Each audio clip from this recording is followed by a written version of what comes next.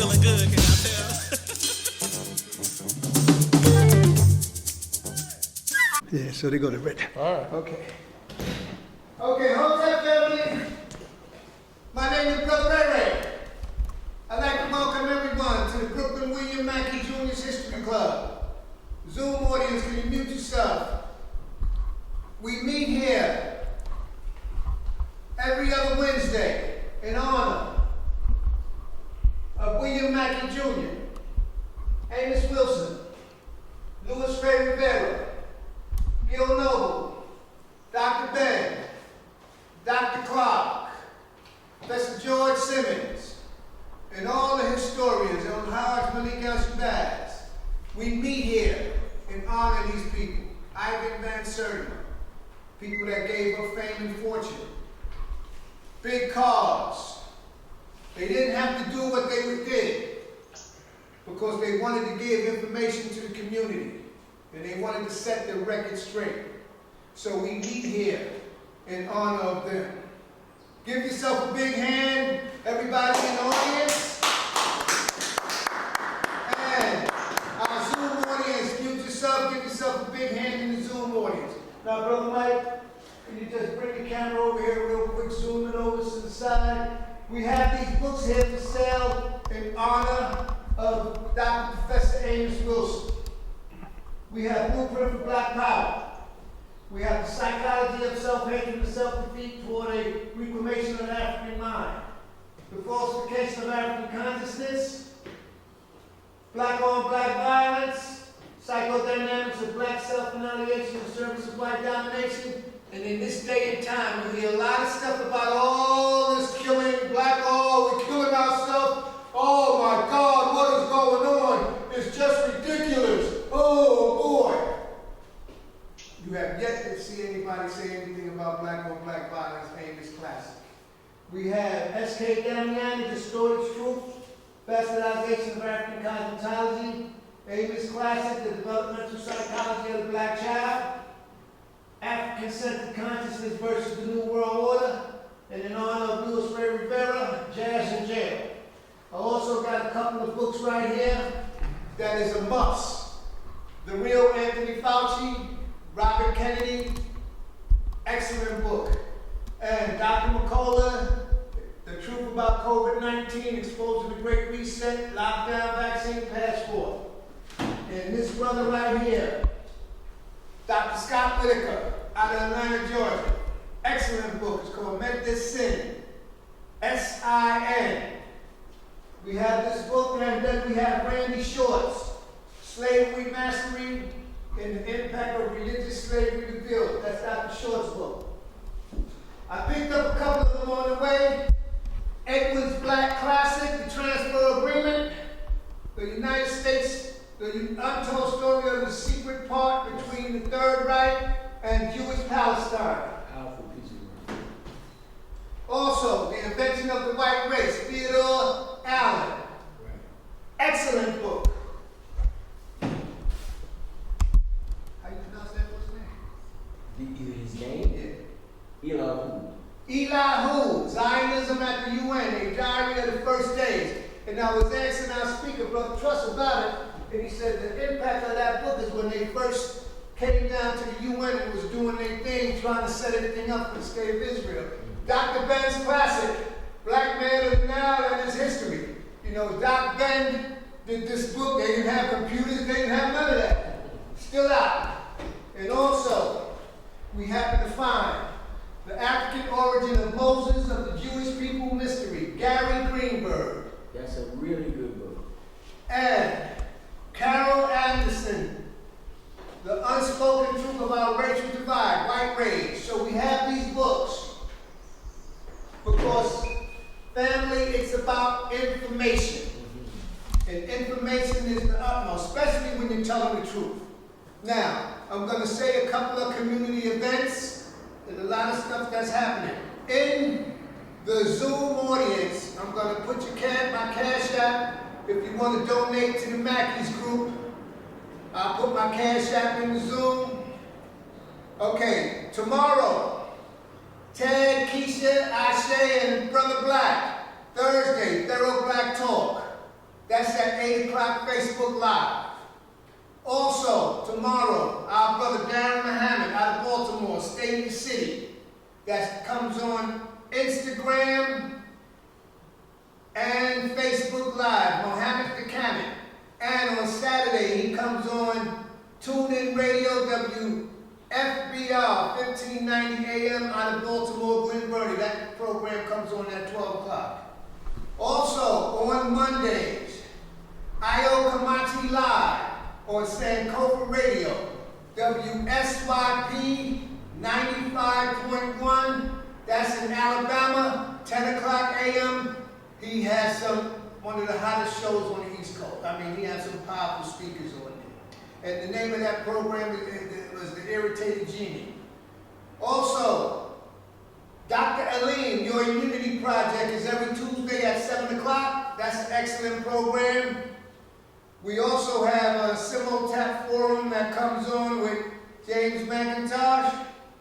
All right, now, every Tuesday at 5 o'clock on Manhattan Neighborhood Network, we have Mike Graves and Noel leading the Community Cop program. That's one of the hottest shows on the East Coast.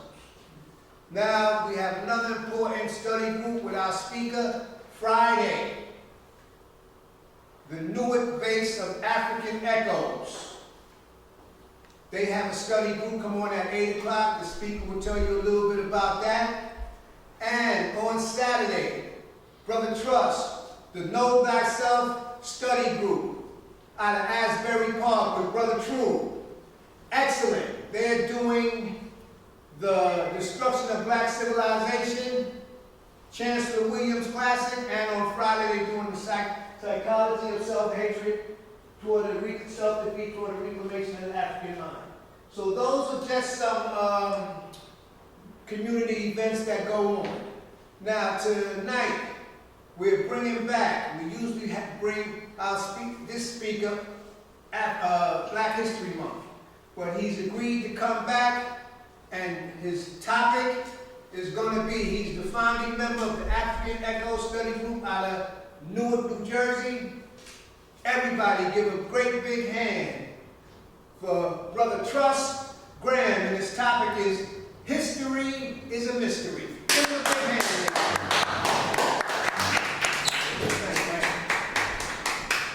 I want to, first of all, thank Brother Ray Ray. I want to thank the William Naacp Study Group. I want to thank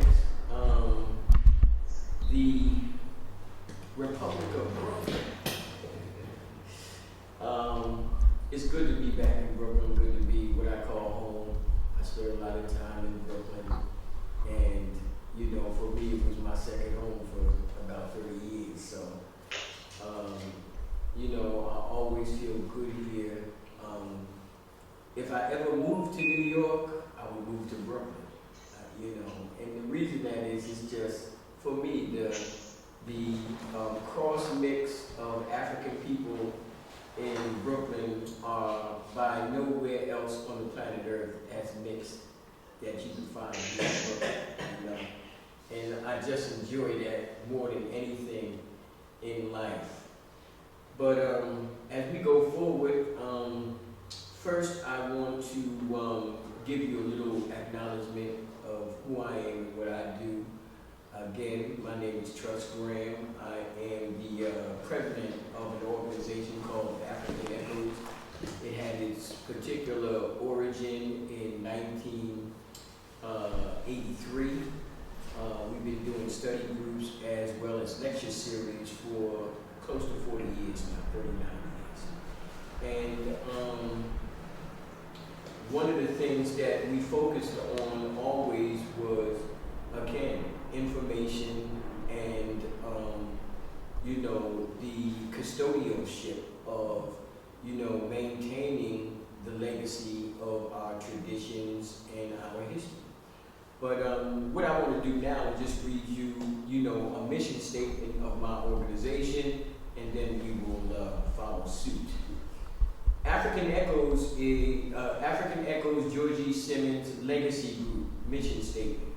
African Echoes George E. Simmons Legacy Group is an organization that is dedicated to the restoration and maintenance of culture, tradition, and history of African people at home and abroad.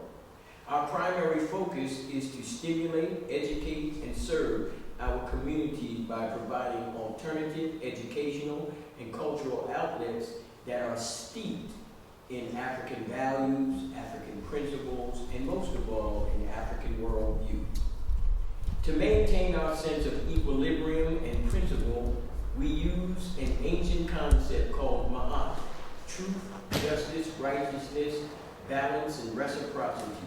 It provides for us the grounding force of morality, integrity, and ethics, and represents the cornerstone to one's character, personality, and our relationship to the world. In short, we see ourselves as the custodians of African consciousness and culture, protectors of principle and personality, and servants of and for African people. Asante Sana. Now, that just gives you an idea on what we do and what our direction is and the things that we provide as a service for the community.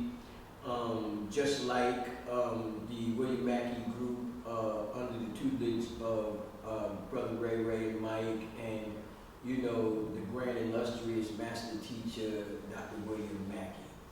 I had the opportunity to sit not only at his feet, but the opportunity to be on panel discussions and events where, I was able to absorb like a sponge, some of the skills and wisdom and insight that he had to offer. Most people know me as a book person. One, because I worked in the book business, and books is something that I take very, very seriously. But there's always one that's above you, that you look up to, and individuals that you admire, and people that you hold high in esteem. And Dr. Mackey was one of those individuals. I was telling Ray they got a picture behind me of Dr. Mackey sitting in the living room with some of his books. And when you see what he had behind you, again, it's just a portion of what he had. And if you really understood him personally as a person, you would understood that the books wasn't really on his shelf. I swear to God, they wasn't. All the books he had, they wasn't on his shelf. They was really in his head. No, seriously, he was that kind of guy. And he was very, very photogenic when it comes down to concepts and insights, and one of the best scholars I've used. So that's in high praise of Dr. William Mackey, Jr. My subject tonight is going to be dealing with a few particular issues that overlap one another. The last time I was here, we dealt with some issues pertaining to slavery and the issue of black people being targeted as the unique, commodity for slavery, and what was the reasonings behind that, and the religious, influences of it. And we talked about a variety of different things, like, the document of discovery, that really set into motion, slavery as we know it, in the modern day context. And I'm really talking about, when I say slavery, I'm really talking about the Atlantic slave trade. Because a lot of times when we use that term slavery, we don't realize that as there was slavery going on the West Coast, there was slavery going on in the East Coast. Even though we wasn't aware that that same diabolical system had been expanded on the East Coast way before it did on the West Coast. So when slavery was being started in the West, in the Atlantic slave trade, in the early 15th century, in the East Coast, they had already started in the 8th century. What's the difference is that on the East Coast, they had 14 centuries of slavery, 14 centuries, 1,400 years, and it still goes on today. We're on the West Coast, you only have 400 years of slavery, 4 centuries, 14. Which one you think is worse? But at the same time, these things were going on. So our mind was primarily focused on the West Coast, so that's what we was familiar with. So we dealt with a little bit of that last time I was here, and we looked at the religious involvement in that. And we talked about the papal bulls and the edicts that were, instituted by popes, and how they were literally roughshod riding around the world, taking people's land and subjugating people. I mean, that was the order of the day. And one of the things that we talked about before I left, and that was, and we were looking into a little bit more, I would say, meticulously, and that is, why did Africans become the targeted commodity, black people, the targeted commodity for slavery? And specifically, again, we're talking about the Atlantic slave trade. And, and I told you last time that there were a variety of things that were at play in order for that to take place, because prior to the 15th century, slavery was still in existence, all over the place. And let me just say this and be clear. Do not get it twisted. Slavery existed everywhere, not just in Africa or just in Europe, everywhere. South and Central America, Europe, Asia, Africa, everywhere on this planet Earth where there are human beings, somebody tried to dominate somebody else. That's just a fact. Now, the types of slavery were quite different. That means in every particular area you would find slavery based on the cultural environment from which they come. That played a very initial role. It had a lot to do with where it took place and how they perceived slavery. And remember, when I say perceived slavery, a lot of times we are taking our cues from our culture or our religion. That sets the yardstick on how we look at these things. And, last time I was trying to explain to you how we ended up with what we call races. How we ended up from a biblical standpoint of view, with the, with the Shem, Ham, Japheth concept coming out of the Noah story in the Bible, and what role that particular story played in the focus and the designation of African people being targeted for this particular trade. And then when Africans became what is defined as black, who was doing the defining? 99% of the times when we deal with color and people, that's not a black construct. We didn't do that. We dealt with people based on culture, language, even religion. But very seldom did we use color as a connotation. And those of us that do read history, and if you read history enough and you go back far enough, you'll find out that 99% of how people were designated were based on ethnic groups, what we call ethnic groups. Now, today, the term ethnic is a little different than what it meant in yesterday. And we're going to deal with a little bit of that because there are two personalities that I want to draw from this evening that's going to shed a little light. I'm not going to use a lot of their material, but I just want to make sure that you are familiar with who they are and what their particular contribution to that area is, and that's Frederick Douglass and W.E.B. Du Bois. And the one reason is because of being able to understand the significant role that both gentlemen played in the formulation and our understanding of how, in modern day context, we look at race versus how they looked at it in the 19th as well as in the early 20th century. And what made me draw on Frederick Douglass was not Frederick Douglass. One of the good things was that Frederick Douglass was born at a time where these racial connotations were just being defined and formulated, crafted, molded, shaped. And a lot of it wasn't done by science it was done by what we call pseudoscience, which is make-believe, or somebody made it in their bathroom, or we all agreed and came up with an idea and we're going to call it this, you know. And a lot of times throughout history that was done.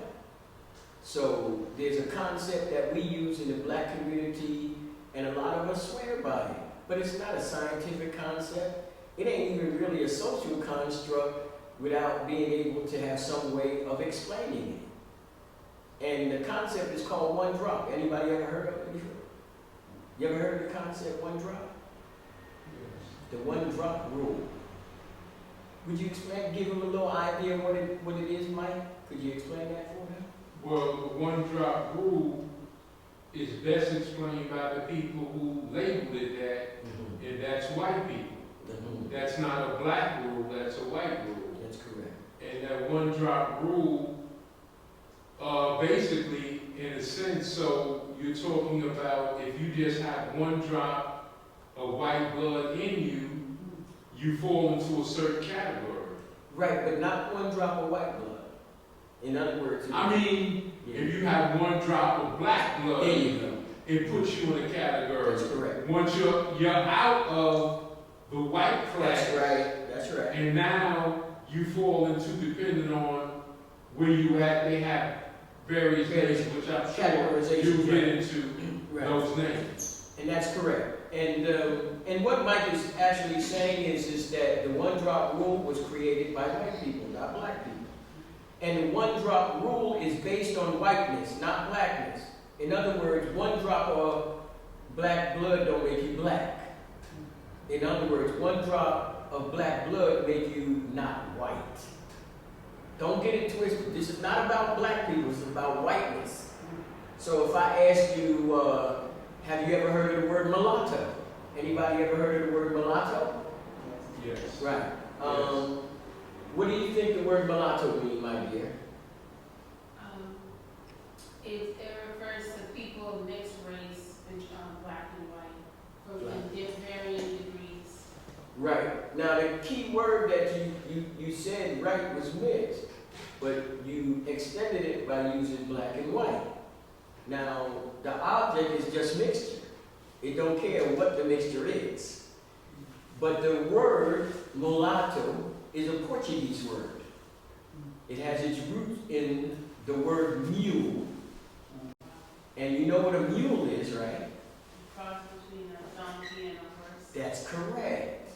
And what the basis of that mixture was based on the dominant factor. So the mixture between the horse and the donkey, who's the dominant? Donkey. No. Because in this case, the issue is that once that horse and that donkey comes together and they make offspring, can that offspring make another offspring? No. So in other words, the dominant factor here is the horse. So in this case, when you use the word mulatto, always remember the dominant factor is white. It's going to always be white. So whenever the word is being used, you say mulatto, you don't say it's half black and half white. It's half white and half black. In other words, white is always put in a superior position because they're the ones that are in power and they're the ones that define the terminology. And you have to look at the equation in that context so you understand the full meaning and impact on what the term really means. So when we use it, we think that, which really has the significance of the potency and the power of one drop of African genetic power. But it also shows that for the white individuals that if it is, then we don't want to be touching you know, in that context. Now, mind you, a lot of these concepts were developed by white people, you know, for social needs, particularly. And what I mean by social needs is done in a particular way in public to give you a certain response. But in private, they're doing some other stuff. In other words, Jefferson is telling you how much he hates black people, but you know, he made kids in the back room. You know, so again, these are the issues that come into play. So what I wanted to do this evening was to address some of those particulars because Mike was asking me about a book that I showed them a couple of weeks ago or last week, and it was a book about the origin of the Moorish Science Temple and the founder, Noble Drew. And it shed some new light on who he was and some of that particular. But the gentleman, Jacob Dorman, who wrote the book, made a statement in the book that really, you know, made my hat flip a little bit. And he was making a reference in regard to the turn of the century, and he made a reference about Frederick Douglass that I was not aware of.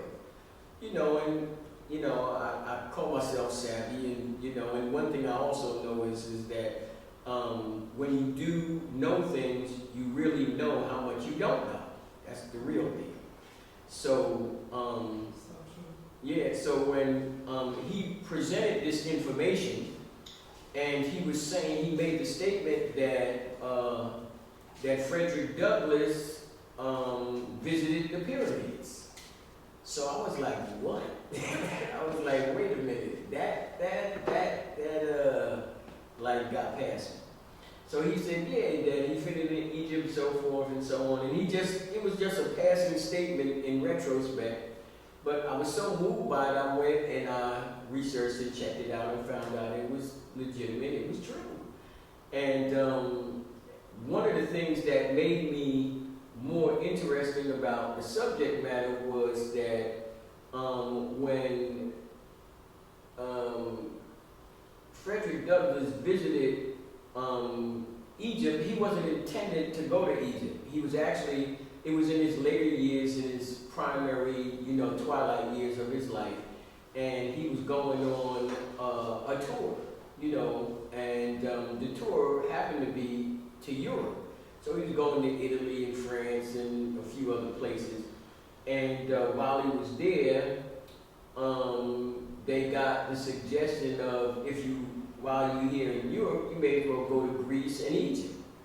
And he was like, you know, he would love, because, you know, we'd never been to Africa, that he would love. And see, for me, the thing from doing research, a lot of times I would always think about the early scholars like the Wilmot Blythe, Frederick Douglass, or, you know, the early scholars of not only what they thought about Africans, how they seen Africans, and then their particular quest to have wanted to make contact with Africans or go back to Africa. You know, we talk a lot about Marcus Garvey and back to Africa, but Marcus never made it. He never stepped one foot on African soil, which is sad, you know, in context, because he played such an enormous role in our recollection and our resurrection of our African past. He just played such a role. But he never got there. Now, anybody know who was the first individual that brought Africans from America back to Africa? Actually took them. Hands. I know Martin Lane did. Yeah. But again, a little later. Paul Cuffey? Paul Cuffey was the name. Anybody know Paul Cuffey? Yeah. He's in that, what's the name, Guyana, the Palestinian Cuffey. Yeah. Cuffey was a very different kind of guy, very serious businessman. He was a shipbuilder. He could build ships. That was his thing. You know, I mean, not huge ones, but he was a qualified shipbuilder. An added feature of his character, he was a Quaker. By religion, he was a Quaker. And one of the key factors of Quakers during that particular time, and you got different periods of time with Quakers. So a lot of times when they make reference to Quakers, they make reference to Quakers at a certain time when they make it assume that it's all the time. So you might have heard this, Mike, that Quakers didn't own slaves. You probably heard of that.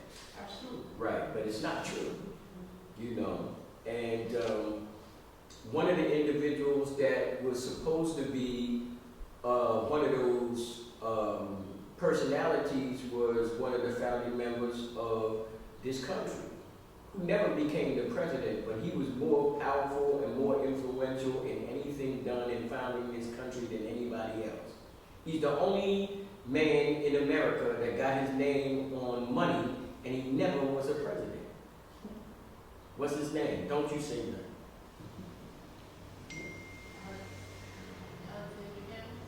No. Franklin. Say it again? Franklin. That's correct. Benjamin Franklin. And mind you, the $100 bill. You know, keep them Benjamins flying. But Benjamin Franklin was that guy. You know, he was a very, again, they don't make it aware in most of the material written on Frederick Douglass. You'll never see the material mentioning about this particular issue. But when you read history about Quakers, you'll find out that before the Civil War, they were slaves. They owned slaves. Not the Civil War, excuse me, the Revolutionary War. They owned slaves. And then after that, according to the story, that's when most of them started getting into this issue of involvement in the slave traffic. Now, the other thing is that for a guy who was a Quaker, he had sure of a very lustful life. And that's mild in context of what he really was doing, you know. He didn't hang out in France and Paris and all that for political reasons, believe that. He was more of a Jeffrey Epstein kind of guy.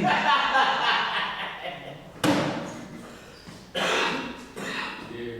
And as you know, just Especially recently, lives. that's right, as you know, just recently they did a documentary on PBS on Ben Franklin. You know, I think 2 or 3 movie series. And if you get a chance, you would really want to check that out. But what about Douglass that really moved me was this whole issue about Egypt, and then I wanted to know what he thought about, Egyptians and all of this kind of stuff. But I also began to realize that Douglass was this real strong religious guy. He wasn't like, this secular kind of just thinking kind of guy. He was really, really driven by his connection to Christianity. So obviously, when he did get to Egypt, a lot of those things began to surface more readily than his ethnic or his particular relationship with the group of people in which he came into contact with. But what I will do right now is I want to read to you some of that particular material. And what I also want to do is make sure that you are aware that there are primary source material that is available to you if you really want to get the material in its rawest form. The book that I'm going to be reading from this evening is Frederick Douglass, Prophet of Freedom, and it's by David W. Blight. David W. Blight.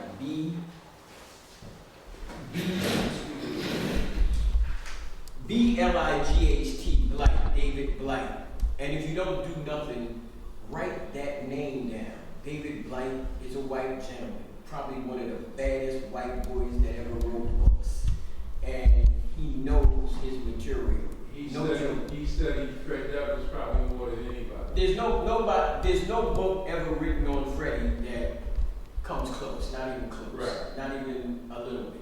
And the second is that he said that his greatest admirers in scholarship, were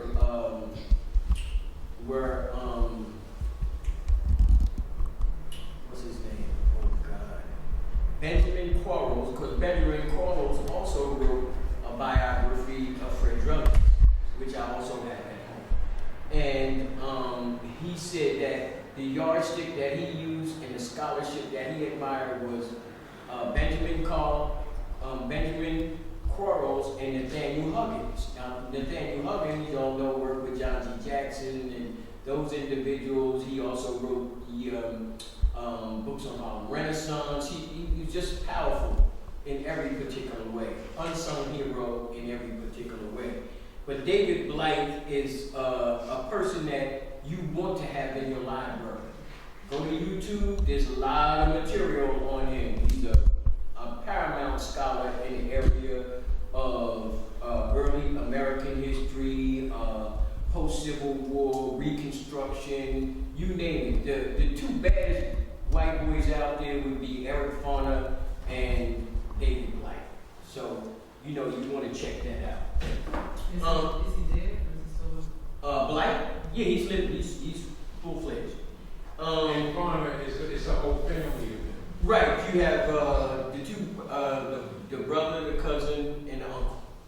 And you got Eric. Philip Farmer was the first. That's the early one. And Philip wrote early on. I mean, all of them write on American history and African American history. But Philip wrote early on Renaissance period. So I found a lot out through him about Hubert Harrison and all of the early, major scholars, major movers and shakers in Harlem at that time, that didn't get a lot of press, that didn't get a lot of, attention. And you got Arthur Phillip and, what's the other one? Arthur Phillip and, it's three of them, but right now the only one that's still living is Eric, and he's still teaching at Columbia U. That's where he's been for the last, I think, 30, 40 years. But before I start the material on ancient Egypt, on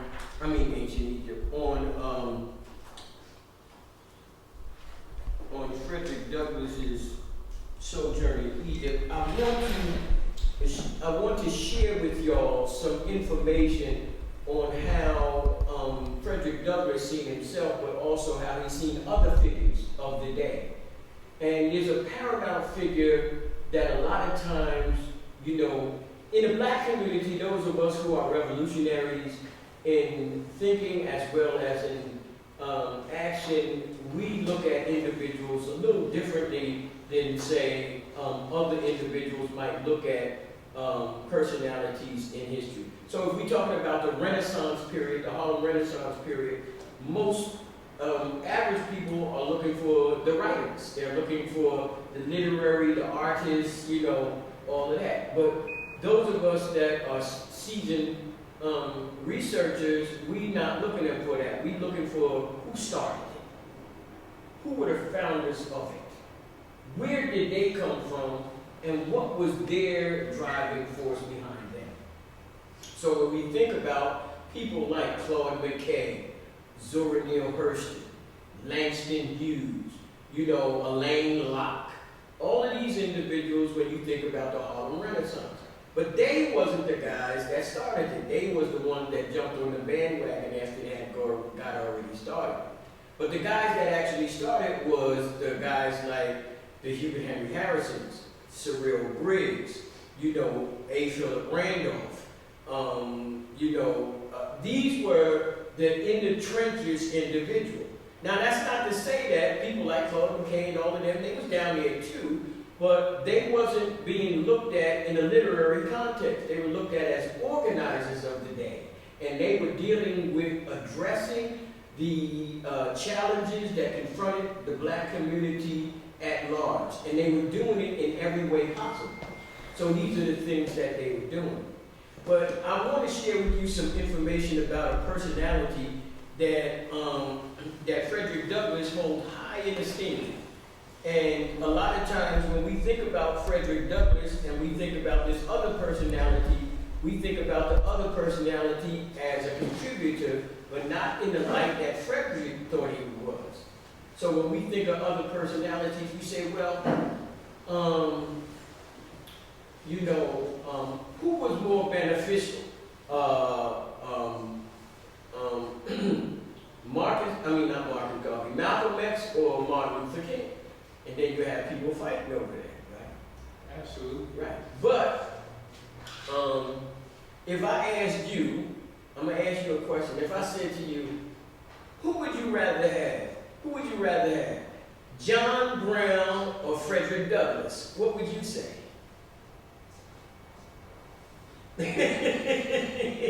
You know John Brown? Yeah. So what would you say? He had more. I didn't hear you. I'm sorry. He had more, I want to say, more. He was a fighter, physically. You said who was a physically one? Take off your mask. Yeah, I couldn't hear you. John Take off your Brown. mask. Say John Brown was a fighter. That's correct. I like that word too. Fighter. If I asked you, I said, who would you take if I asked you, John Brown or Frederick Douglass? Or let me say, John Brown or Marcus Garvey? John Brown and Marcus Garvey? Yeah. I know more about Marcus Garvey, so I guess I would say him. You say Garvey, right? Because I know more about him. Yes, ma'am. John Brown, I would say he didn't do it. I just don't Right. know about him. Well, I just wanted to get two viewpoints, just to give you an idea. But this is a chapter in Blank's book on Douglass that deals with John Brown, and it deals with, and I'm gonna just read you a passage, a small passage on what Frederick Douglass thought about John Brown, what Frederick thought about John Brown, and again, it's a small piece. It says John Brown's, the name of, excuse me, let me not do it. The name of the book is Frederick Douglass, Prophet and Freedom by David W. Blight. This book was published by Simon & Schuster, and it was published in 2018. So it's been out a few years, but it's the kind of book that you really want to have in your library. And but the name of this is the 15th chapter in the book, and the name of the chapter is John Brown could die for the slave. That's the name of the chapter. John Brown could die for the slave. Okay. Now I want y'all to listen to this statement. It says John Brown's raid upon Hopper. This is Fred Douglass making this statement. John Brown's raid upon Harper's Ferry was all his own. His zeal in the cause of freedom was infinitely, let me say this again. His zeal in the cause of freedom was infinitely superior to mine. Infinitely superior to mine. Mine was the taper light. He's telling us. He's saying mine was the taper light. His was the burning sun. He said, I could speak. And he said, I could speak for the slave. John Brown could fight for the slave. In other words, Fred is saying, look, I'm going to be nice with you. But homeboy over here, he ain't playing, he ain't joking. He was Malcolm X. Oh, again, I can't go with that. I don't want to go with that. Because see, first you playing Martin Luther King cheat, as if though he wasn't a fighter, he was a fighter. Listen, this is what I want you to do. Do me a favor. I want you to go to YouTube, right? I want you to go to YouTube. And there's a speech that Martin Luther King gave, an interview that he gave 11 months before he died. 11 months. And it's called Rethinking the Dream. Rethinking the Dream. And when you hear what Martin Luther King say, you're going to take your hat off and say, woo. Something ain't right. Woo.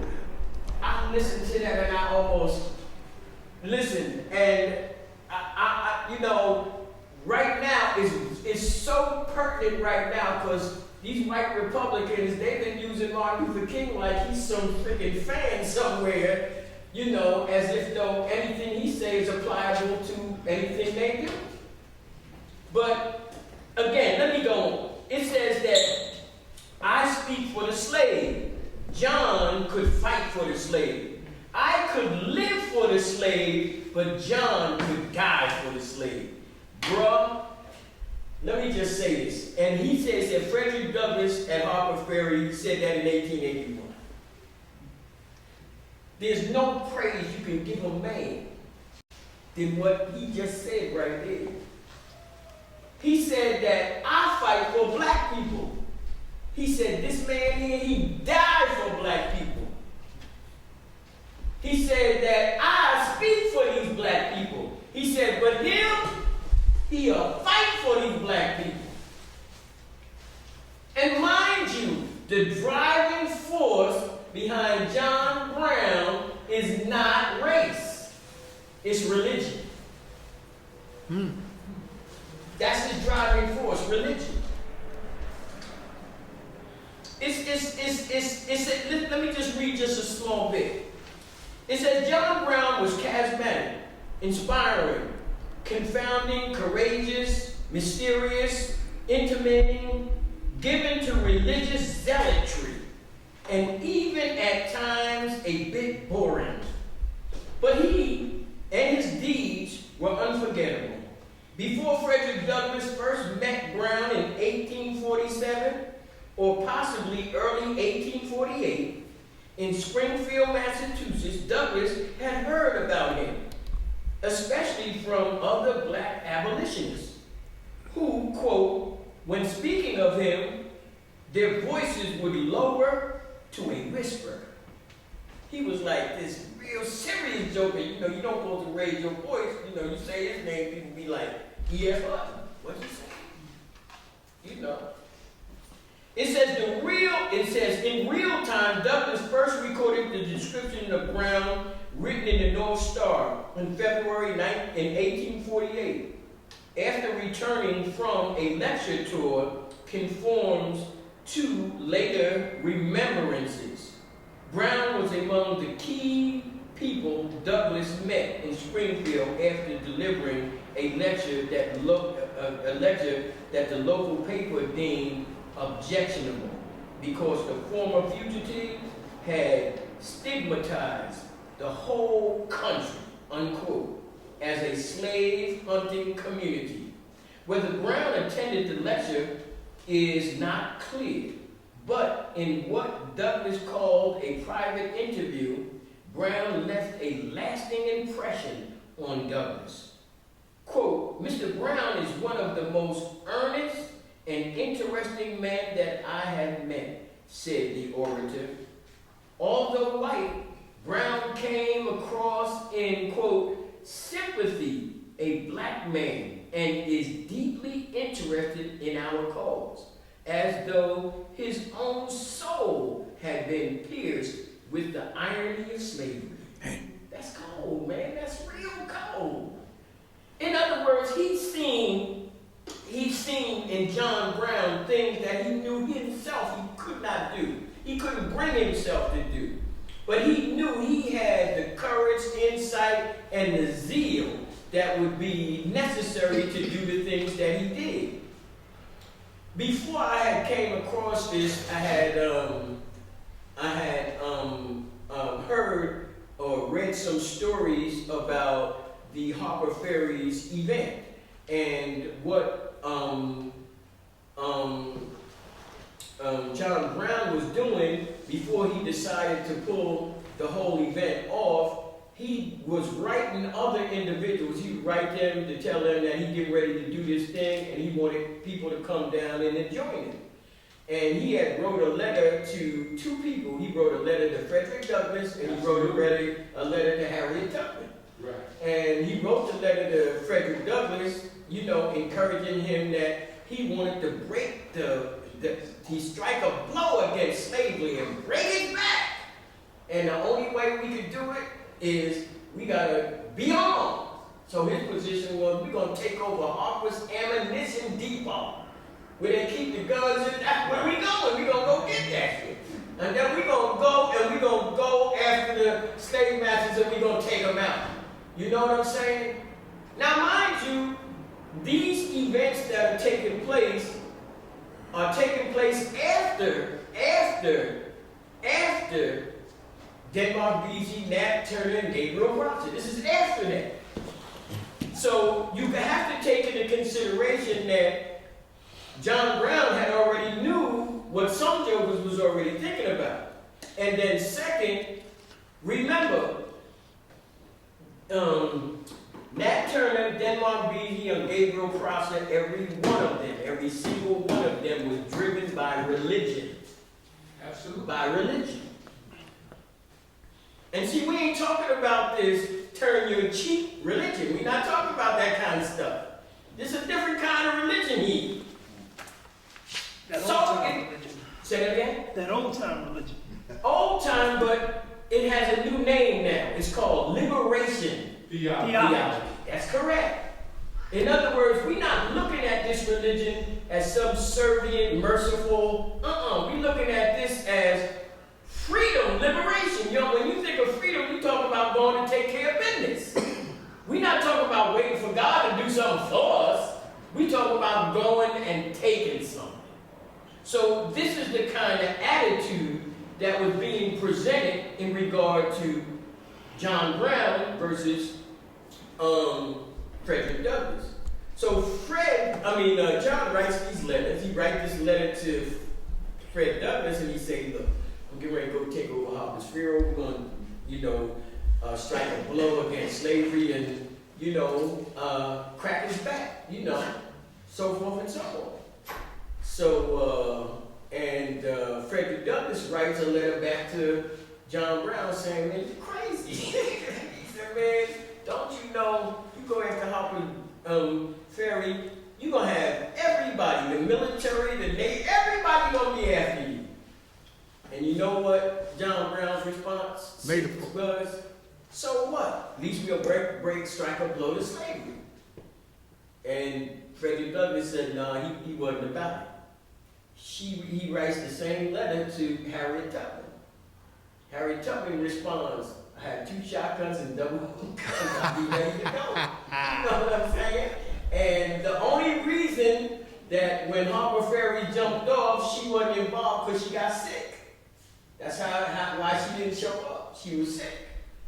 Now, the issue here is that these individuals took it upon themselves to find it necessary for them to go out there and deal with this issue. And it wasn't, I want to sit on the side, and they wasn't thinking about voting. They wasn't thinking about legislation. They was thinking about getting this boot up off my neck. That's and right. That what we going to do by any means necessary. Wasn't no Malcolm born yet. And they was already talking by any means necessary. That's right. Yes. Y'all know that statement. When I first heard by any means necessary, I thought it was Malcolm, but it wasn't. It was Hubert Harrison meant by any means. He said by bullets or ballots. He said that in 1910. Malcolm ain't even born yet. That's right. The thing is that these are the things we're looking at. But it says that born in Torrington, Connecticut in 1800, Brown grew up primarily on the Western Reserve in Hudson, Ohio. His father bestowed a staunch Calvinist in his son. In other words, it was religion. But listen to this. It says Brown's memories of his childhood were layered in dislocation and loss, especially that his mother, who died when he was a boy, was only 8. His father married 3 times and sired 16 children. My man. Listen to this one. And a pattern John eventually more than matched with his 2 wives and 20 children. There you go. I think you like that. That's what I'm talking about. But again, that gives you an idea on Frederick Douglass's attitude in regard to John Brown. And again, this is specifically dealing with the issue pertaining to striking a blow against slavery. Now, the material that I'm going to be reading to you right now is about the particular event that sparked the project itself, and that is a statement that was made by Jacob Dorman that Frederick Douglass was in Egypt. So I was like, shit, I heard a lot of Frederick Douglass, but I never hear that one, you know? So I thought it was like, you know, some side-by-night stuff, this, that, and the other. And the first thing I did was, you know, I went and I, you know, started looking at some material I had, and each one it said that, yeah. But the package in which he went, it was never stated because that wasn't his intention. He actually was going on a European tour, which was the last years of his life.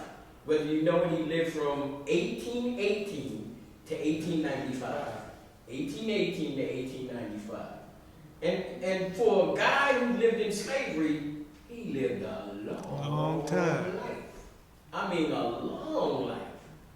And one of the things that was significant was that in this time period, mostly all of the things that we know Frederick Douglass for has already been done. You know, created the North Star, you know, taught himself to read, became a mouthpiece for the abolitionist movement. Because remember, when we think about the abolitionist movement, we think about individuals fighting against the abolition of slavery, but most of the guys who was running the show was all white guys. They was running it, you know. And when we think of these particular individuals, these organizations, we think of them as black organizations, when they really wasn't black. Because there's a lot of black organizations y'all think is black, wasn't black. Like the NAACP wasn't black. Still ain't black. Y'all laughing, but I'm telling you the truth. Can anybody in here name me who's the founders of the NAACP? And it was only 4 people. He wasn't there. No. Covington? I'd say Mary White Covington? Billard, That's one. Covington, That's right. the one who's the award is named after. Spaniard. No, he wasn't there. He's not. Okay, Spaniard was there, No. but Billard was there, and Mary White Covington. You got Garrison, Villard, English, and Covington. Garrison, Villard, English, and Covington. You know, Mary White was the only white person. She was a bad lady. She was the only white person that wrote an article in Marcus Garvey's Negro World. No other white person ever wrote an article in his newspaper. She was the one that wrote an article in his newspaper. Why did they set the NAACP up? Because, see, English at the time was in Springfield, Illinois, the hometown of your great, illustrious mentor of the black president of the United States. What's his name? The preacher guy? Abraham, goddamn name. Abraham Lincoln. You gonna tell me some comedians. You know. But Abraham Lincoln is from Springfield, Illinois. And at the time, English was there, and they had a massive riot, and they was killing Africans like hook, line, and sinker. He was so pissed about the whole thing, upset. He come back to New York, he called up Mary White Covington and said, look, we got to do something about this. So they called Garrison, Villard, and them jokers, and they come down, and they sit down, and they decide that they're going to address this. Now, the reason, my dear, that W.E.B. Du Bois wasn't there, because he was already part of another organization called the Naacp movement. Right. And the leading practitioners and the movers in the Naacp movement was W.E.B. Du Bois, Monroe Trotter, and Ida B. Wells. We used to call it two-gun packing item. Two-gun packing. Write this down. Remind me, sometime between now and the fall, I'll do a lecture on, I'm going to call it the women with guns. The women with guns. And I'm going to do a lecture on, listen to this, Ida B. Wells, two-gun packing Pete. Stagecoach Mary, I'll shoot your brains out at 100 yards. Queen Mother Moore, you come in my neighborhood and I'm gonna blow your brains out. And let me see, Ida B. Mary, let me see, the other one is Ida B. Queen Mother Moore. Queen Mother Moore. You said that.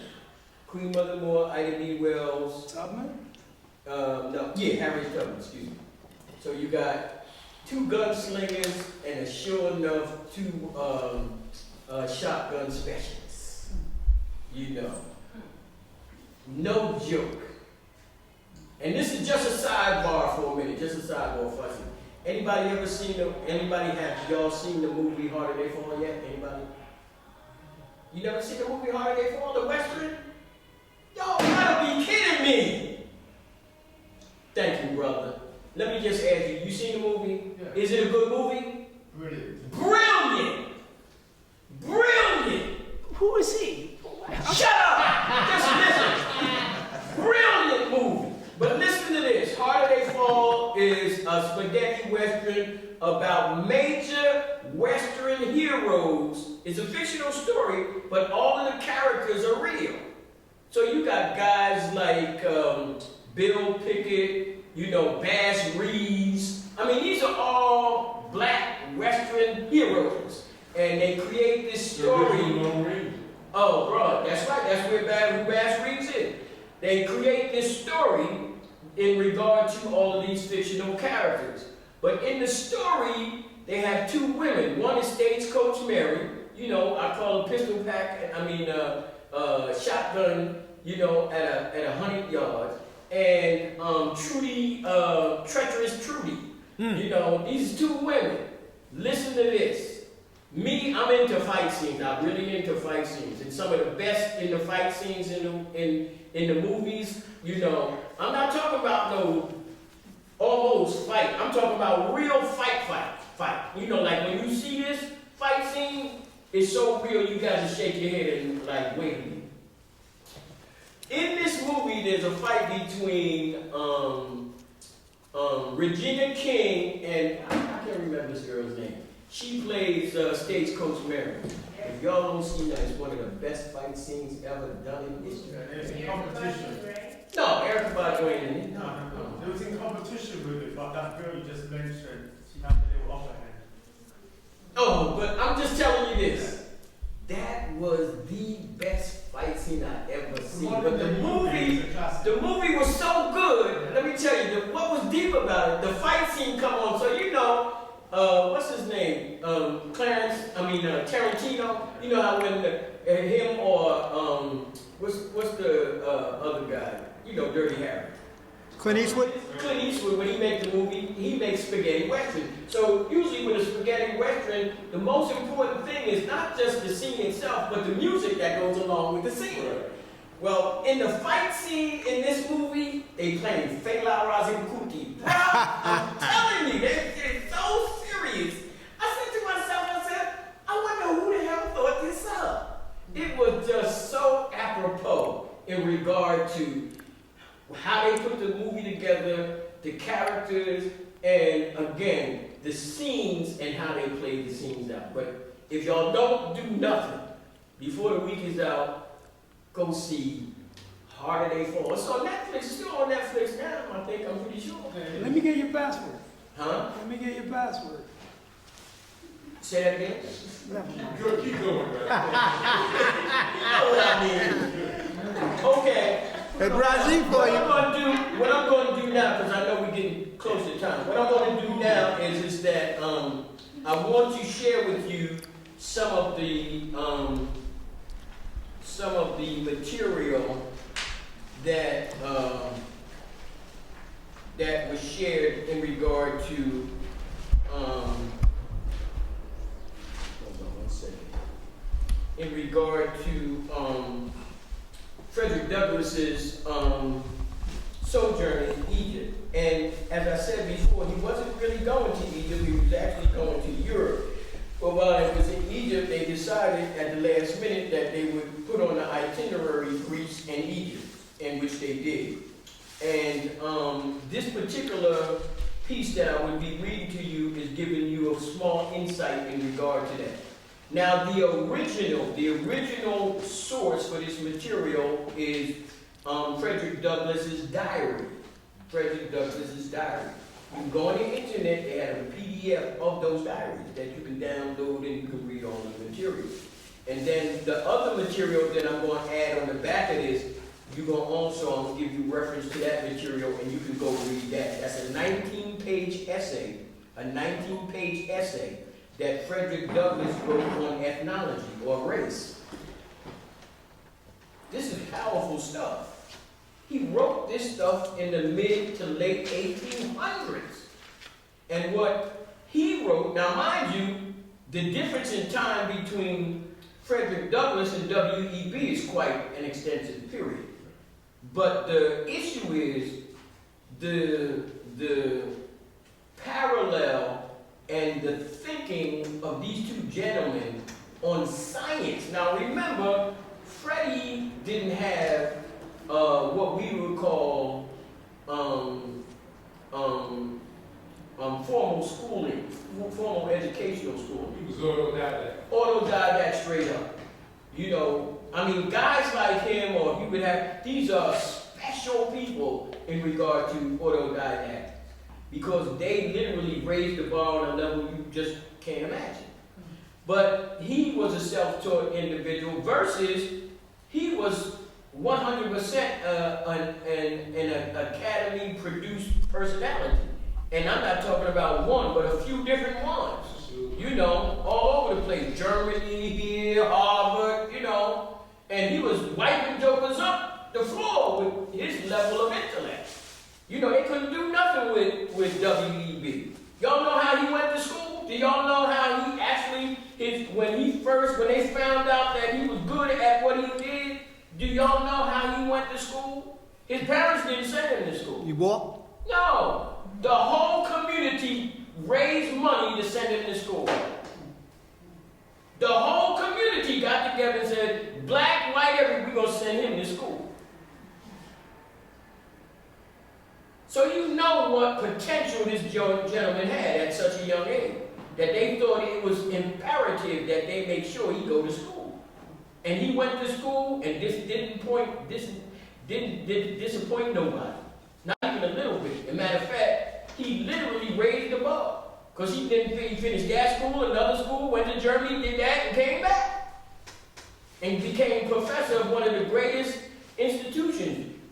Y'all don't even know this. Did you know that this man here used to work for Mr. Washington? Not President Washington, but who? Booker T. Booker T. Anybody know that? Right. That he was a professor at Tuskegee Institute for a short time. But let me go. Again, Frederick Douglass, Prophet of Freedom. On February 16th, the Douglasses arrived at Port Said, the entrance to the Suez Canal.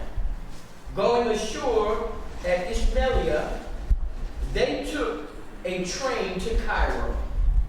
The Douglasses now had yet a new encounter with religion. He was at first much taken with Islam, commended the Muslims' faith because it did, quote, not make color the criterion of fellowship, unquote. Who that sound like? Who made that? Who else makes that statement? Let me say it again. Say that again. Martin Luther King. No. Malcolm did years later. Let me say it again. He commended the Muslim faith because it did not make color the criterion of fellowship. Oh, okay, that's not. That was Malcolm, which is Malcolm. He wrote a book called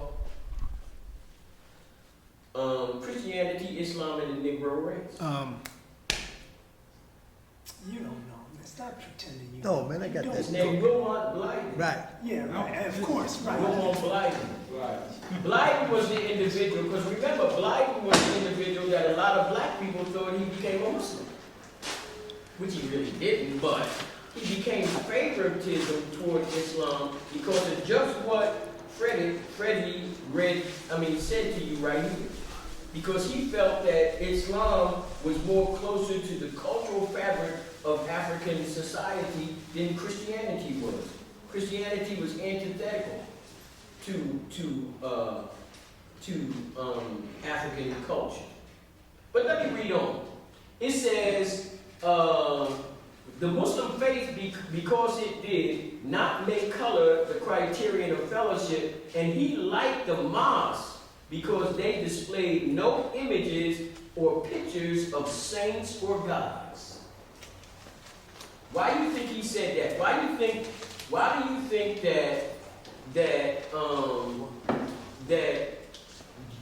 Frederick Douglass liked the mosques in Egypt because he said that they didn't display any images or pictures of saints or gods? How does it say so all white? I love you, and you know that's right. Just what he said it.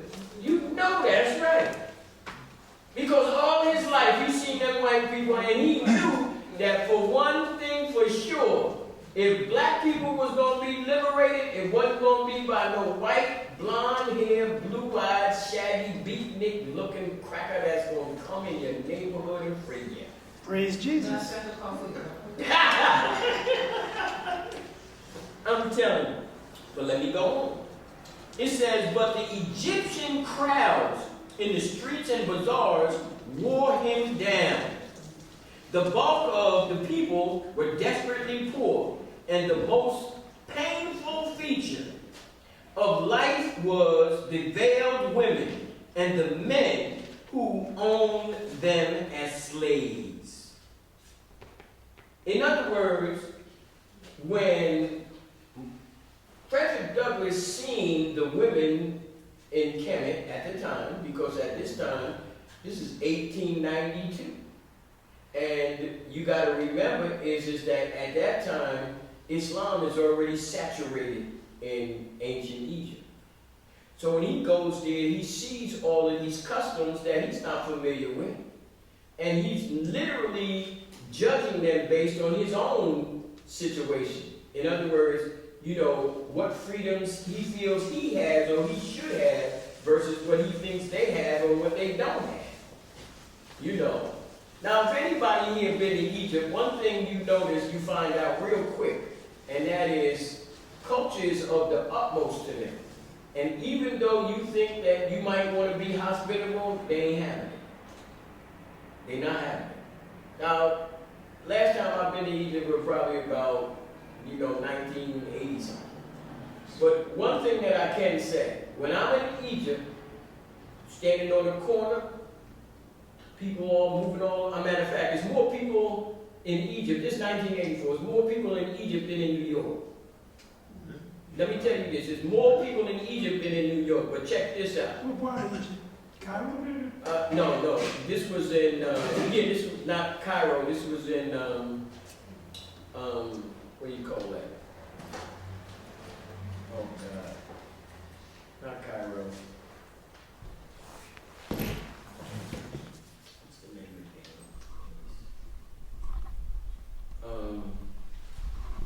It was in Luxor. Oh, Luxor. Luxor, Thebes, and Waset. It's all the same place, just different names by different people that come and rule it. Thebes is when the Greeks was there. Luxor is the name that Arabs gave it. And Waset is the name Africans gave it. Waset is indigenous. That means that it's the language that the Africans spoke. It's Meduneti. So you have Masex. Versus Thebes is the name the Greeks gave it when they came, and then the Arabs come, you know. But one of the added features is that a lot of times when we think of ancient Egypt, we think of ancient Egypt based on what we want the Egypt to be, not what Egypt was. You know, now, let me ask a question. Okay, let me ask a question. How many people think ancient Egypt was always a black civilization? What time are you talking about? He said he believed that they was always a black civilization. Anybody else? Well, that's a sad situation. You know why? Well, because he's a bookseller and he should know. And the issue is that if you have not ever read a book called Destruction of Black Civilization, then you don't know what the hell you're talking about. Because in Destruction of Black Civilization, it will tell you 3/4 of the whole book is about who ruled. Foreign invaders. That's right. Asians, Arabs, Mamelukes, every you name it, they came in at different times. And Chancellor Williams meticulously records and documents each event. And then he outlines why these events took place and verifies that what we are talking about in regard to African civilization is not true. Now, this is by a person who did the legwork, who did the research. We ain't talking about romanticism here. We're not talking about, I'm telling you something that I heard from somebody else. We're talking about somebody who was on the ground, did field studies, the whole bit. So, here's an individual who's telling the story. There's a lot of people who have the book, Destruction of Black Civilization, on their shelf, but they ain't read it. They have not read it. How many of y'all got Bibles? Anybody? I got 3 of them. You got 3? You say you got 3 Bibles. Got Bible? You got Bible. You ever read Genesis before? Yeah, I talk about that. How did woman get to be a woman? You read that? That's one of them. Yeah, I think it's in there. It should be in there. You think she read it, Mike? No. No.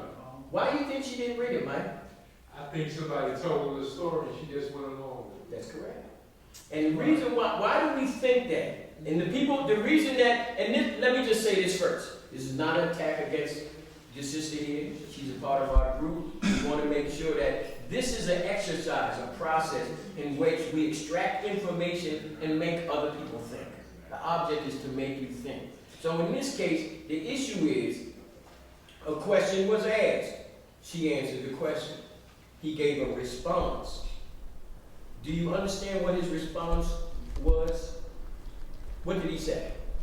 He said she never read it. He said she never read it. And why do you think he said that? Was he read it? Whoa! That's case closed. He read it.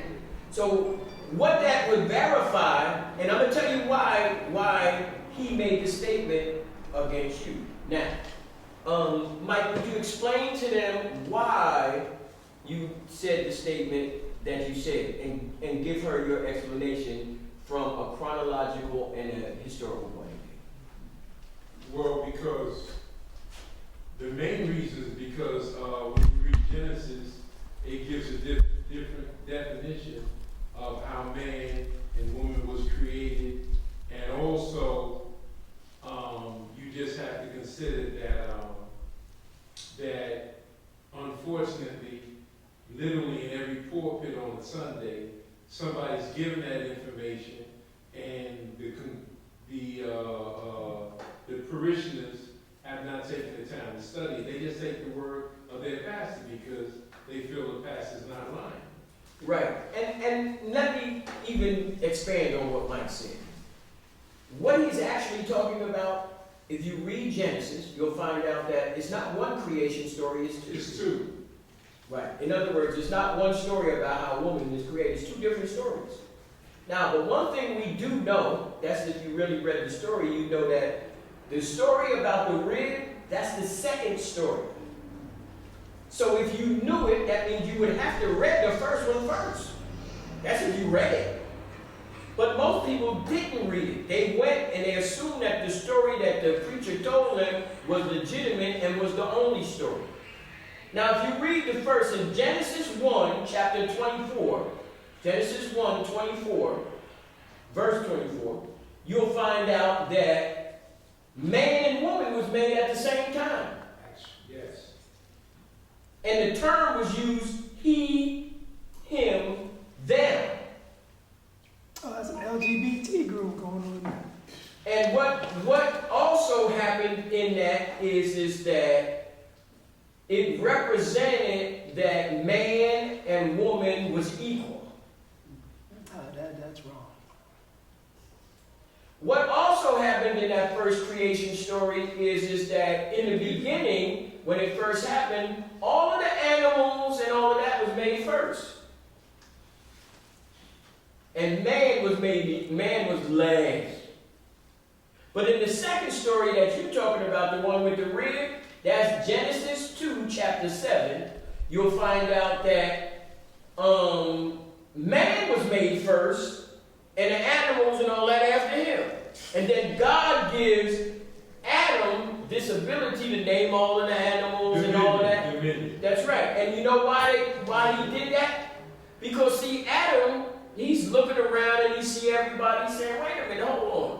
That animal, he got a husband. That animal there, he got a husband. That one over there, he got a husband. That one over there got a mate.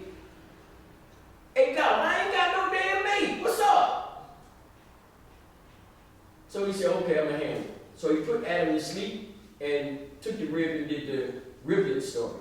You know, Eve is called a riblet. Come on, you're supposed to laugh at that. But anyway, that is the story. But the reason that we don't understand the story in that context because most of us never read the story. Never ever read the story. Here's a good example. If I asked you right now, because we got 5 minutes, if I asked you, how, he said 2 minutes. He said how, if I asked you how, no, here's a good one. This is even easier. Where did God live at? God live. Yeah. If you read the Bible, and the Bible say, where do God live at? Good question. That's a good question. I know where he does not live. Go ahead, where He does does he not? not live in temples made by man. He does say that. He says heaven is, he said earth is my footstool, and heaven is my throne, earth is my footstool. So if he's saying it's his throne, that's supposed to be what? Where he is. Oh, okay. Now, that's what she said. What you think? Where God live at? I know you know. He said, I ain't even messing with it. I ain't. All right, Riz, don't give me no bullshit. Where God live at? He said in the beginning he created the heavens and the earth, so he must have been someplace else because heaven wasn't there yet. So I think he was in Sound Detroit. logical? In other words, in the first line in Genesis, says what? In the beginning, God created heaven and earth. Now, if he created, he couldn't have been living there. Exactly. $64,000 question. She gonna throw a Bible in your face. Well, this is what I'm saying, is that one of the things that ancient Kemites knew and understood was they had really thought this out. The concept, they had really thought it out. So when this issue came into being, which was, where did all of this come from? How did it get here? The Christian's answer was God did it. And then you got some smart African that walked up to God and said, got no problem. You made everything, but where did you come from? So God be scratching his head like, what the hell is this joker talking about? See, in Christianity, the $64,000 question is not that God created everything or God is the author of everything, but where did God come from? Anybody got an idea? Is that Egyptian quote?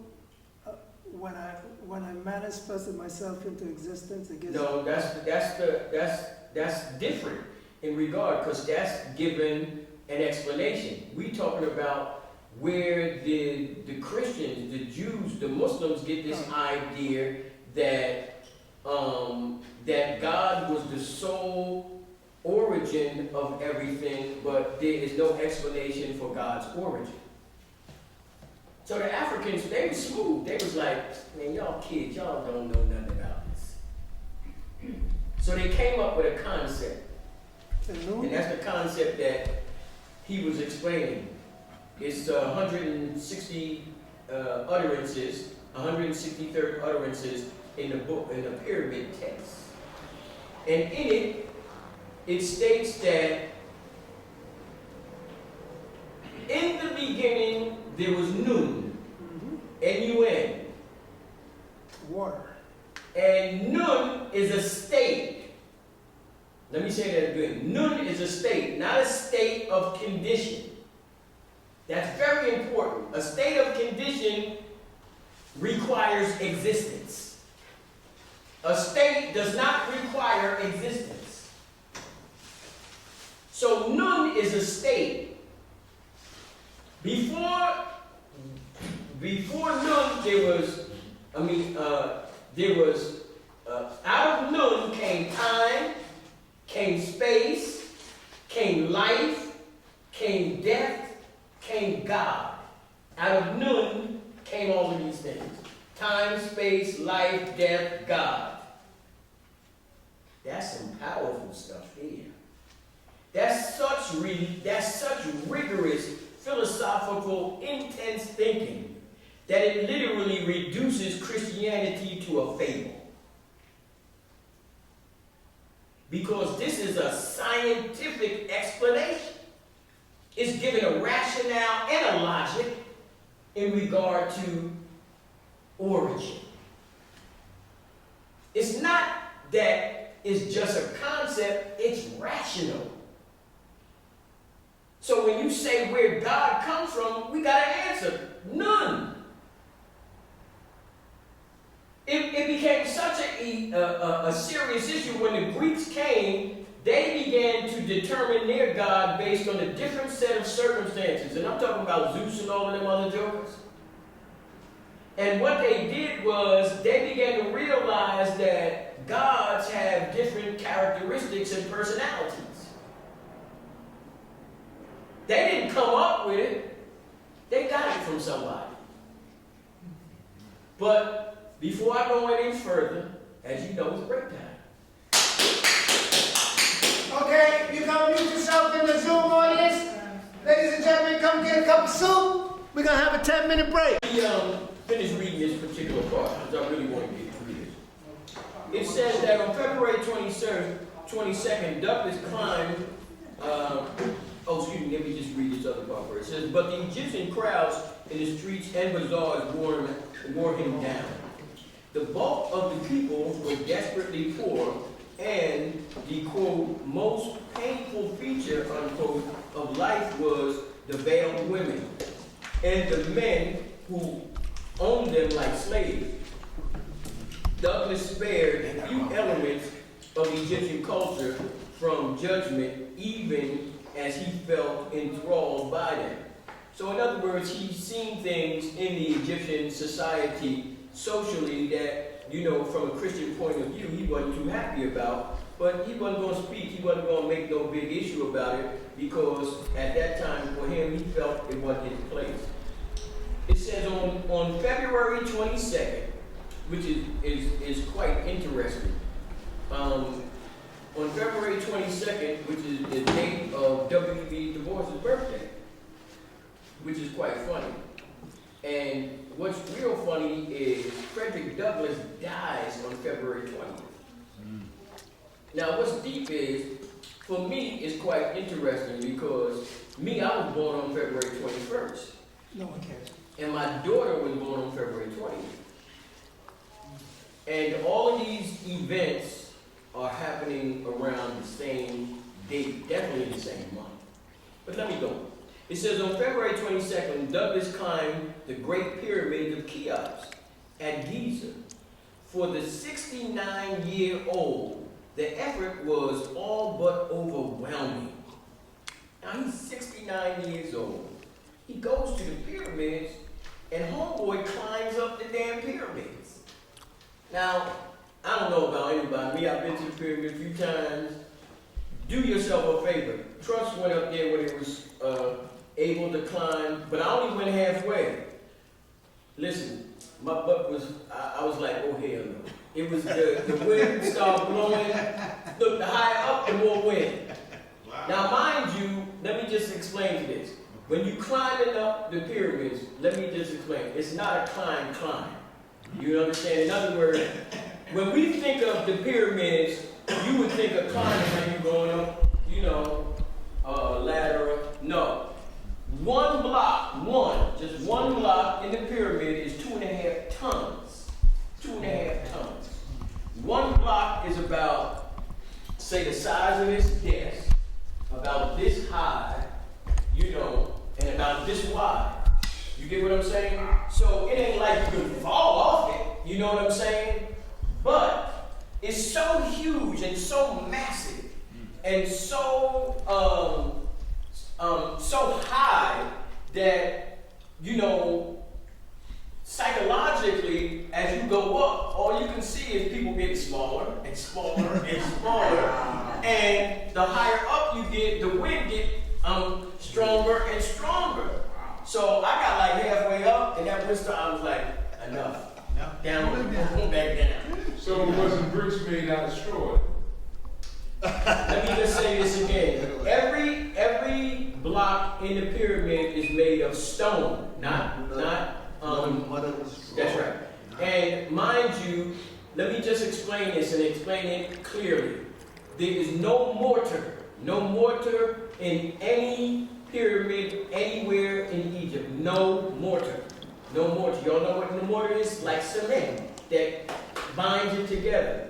Now, let me tell you, the Egyptians were so engineerily, you know, beyond what even modern day engineers are, and they still can't figure out how they did it. But they arranged the stones so accurately, in proportion with celestial movements in the sky, as well as in proportion to the edifice that they was building. So when they took one block, 2.5 tons, and put it next to one block, you couldn't take a piece of paper and fit it through. No more. A piece of paper. Now let me just say this. They built the last pyramid in 2700 BC, 2,700 years before the birth of Christ. 2,700 years before the birth of Christ. And listen to this. Up until today, that pyramid hasn't moved not even an eighth of an inch. And they said it was the center of the earth. Well, I mean, the Egyptians made that statement. Yes. Yeah. And the reason they made that statement because it was them. Mm-hmm. And what they're saying, what it's saying to Mike is that all people, when they talk about the beginning of their world, it happens in their neighborhood. So if you go right now to Nigeria and you talk to the Yoruba people, and you ask them where is the beginning of the world, it happened in Yoruba land. Oludumare, Oduduwa. Those are the practitioners that create the foundation to how life began in that particular society. And it'll go anywhere else in the world. So if you go to South and Central Americans, they're going to say the same thing. Why would they say somewhere that they don't know and never had in contact? Only thieves do that. Only thieves do that. Let me give you of a thief who did that. In 1493, there was a gentleman by the name of Reggio Borgia. Reggio Borgia. He comes from the Borgia family, which was probably one of the most wealthiest families of the day in Europe. And at that particular time, this family, they're originally from Spain. But the particular position that they was looking or seeking for was a position that one of his previous family members had already held. And his name was Pope Sixtus. This guy, Reggio Borgia, eventually he becomes Pope. And as you know, all popes don't rule by their own name. They take the name of a previous individual or a saint or so forth and so on. This particular Pope, Reggio Borgia, he took the name Alexander VI. Alexander VI, he's a ruthless joker. I mean, ruthless prevail. I mean, womanizing, thieving, cutting, killing, you name it, they did it. And Reggio, quite a crazy joker, Reggio becomes Pope, and what he begins to realize is that there's some problems going on in the neighborhood. Because Reggio knows that what controls all of Europe, is one thing. Anybody know what that one thing is? The Catholic Church. The Catholic freaking Church. And the Catholic Church was under some serious issues at the time. They was on some serious issues, and the serious issues was it was corruption in the land, everywhere. Now, the last time I was here, I told y'all about these particular periods. You know, where you had guys like Reggio Borgia, and remember I told y'all about the rule of the harlots. You remember that, right? Hookers in the house. Hoes in the neighborhood. Y'all think I'm lying. The hoes in the neighborhood. I told you, I showed you the evidence that hoes ran the damn Catholic Church. Now, y'all think that Truss is making a statement as being pejorative about the religious institution known as the Catholic Church. That's not true. It's not me. I'm just giving you information that I have researched that is based on documented information that is written, published, and circulated by them, not me. So I'm just referring to you the information that I got. And you can go anywhere and find it. Yes, sir. I remember last time I came on Netflix. Didn't they have a series, the Borgias stuff you call Yeah, it? the Borgias, sure. The Borgias. Right. They have the Borgias. Right. They have the Medicis. Right. You can go watch them. And they also have one of the story that we're talking about, a great family of killers, thieves, and cutthroats, and they call them the Tudors. But they were the family of Henry VIII. But not just his family, but his family and another family combined. And that was the Yorks and the Lancasters. Y'all know about them, right? Yeah. No, I heard about Yeah. it. No. Yeah, I know that. What are they known for? What they're known for, I've read about it. They're known for one of the most serious things that everybody in this room are familiar with on a regular basis in every news channel that comes on. They're known for killing. And every time they come on, they give you this impression as if though, as Ray was telling you, that black on black violence is something unique to the black community. But these individuals, the Yorks and the Lancasters, they fought for 100 years. They call them the 100-Year Wars. And you know what they fought? They were called the War of Roses. The War of Roses. See, y'all run around thinking about Crips and Bloods is new. That shit go all the way back to medieval times. And them jokers was wearing red roses and white roses. And if I seen you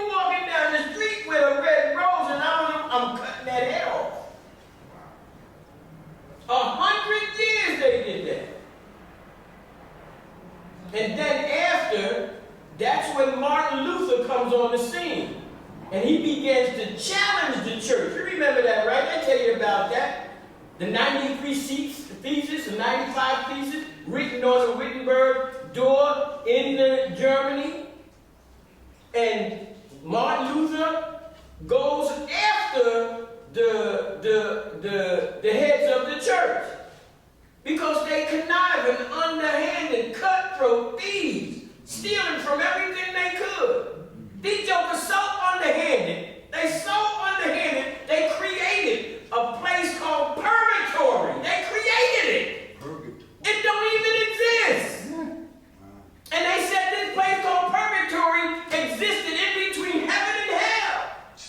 And when your people died and they went to purgatory, you know how you can get them out? Pay. Moolah. Think about this. You have people that would come pay big money and they say, oh, you know that's not enough. I just called upstairs. They said, you need a couple more, a few more ducats on top of that. This is how they was rolling. Who are these people again? See, you ain't listening. Yeah, right. These are Europeans, right? Correct? Absolutely.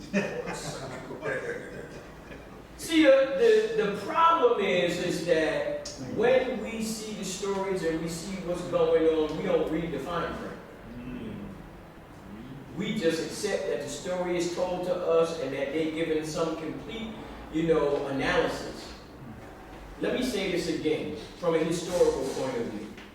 Always remember this. Let me say this clear. There is no such a thing as absolute history. There's no such a thing.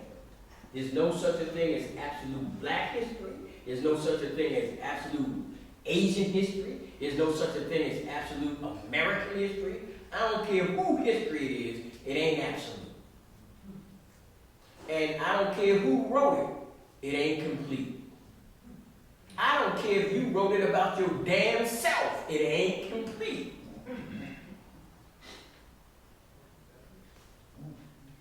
Can you really write a complete story of yourself? Can you? Yeah. Impossible. Because there's a good portion of your life you know nothing about that somebody told you about. That's right. You have no recollection of. And what you do know is stories somebody told you and you use that as your history. We all do it. That's right. I can make up some more shit. But what happens is that we never even seek to go anything beyond that. That's why the last time I was here, I was telling you about the significance of what God has to offer, but not the one in the sky. We ain't talking about no supernatural joker you can't see, taste, touch, or smell. I'm talking about the real God. The only God you will ever know. True and living God. No, the one that's right, the one in the mirror. That's exactly what he's talking about. In the mirror. That's that 5% of crap. Let me tell you this. There is no way that you can know any other God without knowing that one first. Yes, sir. You can't tell me you love some abstract, supernatural God and don't know self. That's impossible to me. They don't know themselves. It's impossible. How could you do that? How could you say, I love God more than I love myself? That's some real stupidity to me. If you really enlightened, you would say, I love God and I am as that in which God wanted me to be. And what do you want to be? In other words, it's not something that's outside of you, it's inside of you asking yourself what you want to do. But that's not what we look at. We're always looking at some external answer to something. We never come to the conclusion that we are capable of answering ourselves. But we don't think we qualify. So when we think of divinity, we only think of it as somebody else. Why you can't be divine? Are you divine? Yeah. Why not?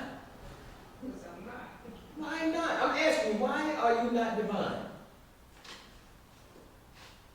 Why can't you see divinity in you? can you think about that? She said, I never thought about it. That's honest. But can you see divinity in God? Can you see divinity in God? Well, it said that he's divine. No, I didn't ask you what it said. I said, can you personally see divinity in God? No. So if you can't see divinity in God, it's clear. I'm clear now why you can't see divinity in yourself. Because if you can't see it in yourself, then people who say they can, they fooling themselves. But at least you were honest and said that I couldn't. And then understood the fact that even outside of me, I'm not clear about that either. So when somebody says, like I was saying to you about whether God is one, the issue is, how can that be understood based on the very definition on how do we define what God is? So when you go back and you look at the definition, the etymological definition of the term, it's a Teutonic term. In anthropology, there are various kinds of gods.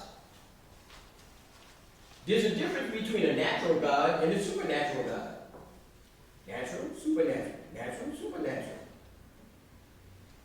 In anthropology, all natural gods were based on elemental. That's the term they use. And what elemental meant, not only the elements, but potentials of human nature pertaining to this.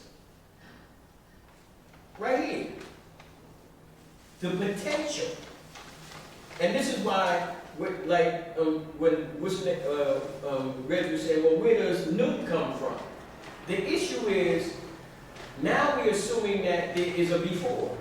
But in this case, that's why it's important to acknowledge that Nun is not a state or a place. It is potential. The potential of existence to exist.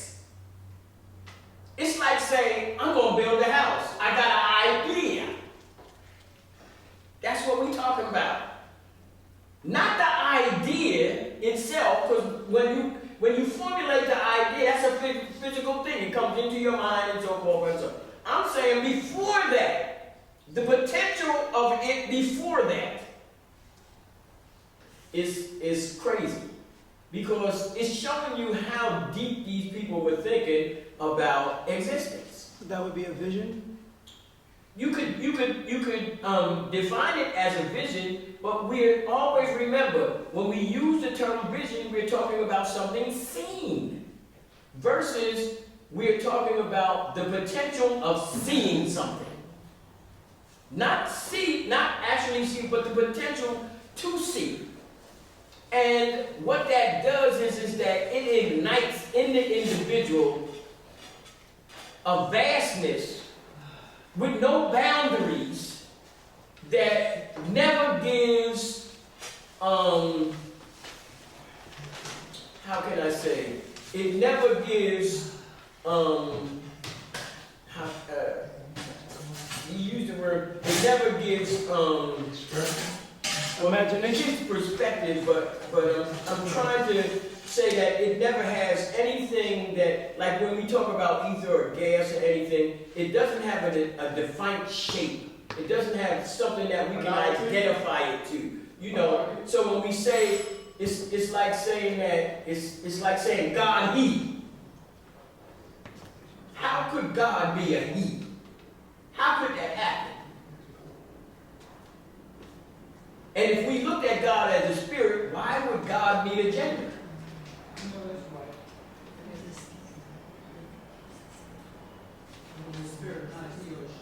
Well, that's the whole idea. And the issue is not just only whether the spirit is he or she. What about it? Because the real God, of course, would be a it. Yeah, but way that the real God would be a man or a woman, because it's higher than that. Right, so but what we have already reduced it to is an it. In other words, we have given God boundaries. God is gender. Well, not just that, and characteristics that are all human. You know, God gets jealous. That's right, the angry God. And you know, you study theology, a Jewish God is different than a Christian God. Completely. A Yoruba God is different than an Akan God. Even in regard to how we see the function.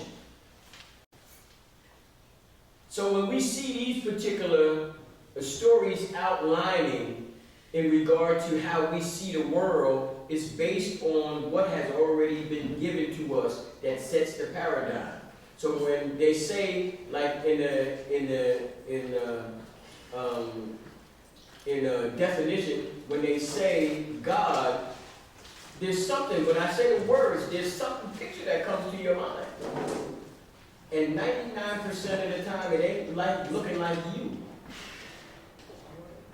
And why would that be? Well, it's like the young lady said, she could not see the divinity in herself. So obviously, if you can't see that in yourself, it will be hard to see it in somebody else. And if you did, if you said to yourself, okay, I can see the divinity in that, then what we know for sure is you fooling yourself. Because it's hard to see something, clearly in somebody else that you don't have some relationship with, that you don't, and what I mean clearly is, clarity in regard to wisdom is only through understanding. It's not knowledge. It's not knowledge. Y'all ever heard this cliche? Knowledge is power. You heard that, right? Knowledge is power. Knowledge is power. Knowledge is power. Knowledge ain't no goddamn power. Knowledge is not power. The application of knowledge is powerful. This right here is knowledge. But if I don't read it or use it, it's just ink on pages in between two freaking so-and-sos. It don't do nothing. There's a saying in science, kinetic is potential.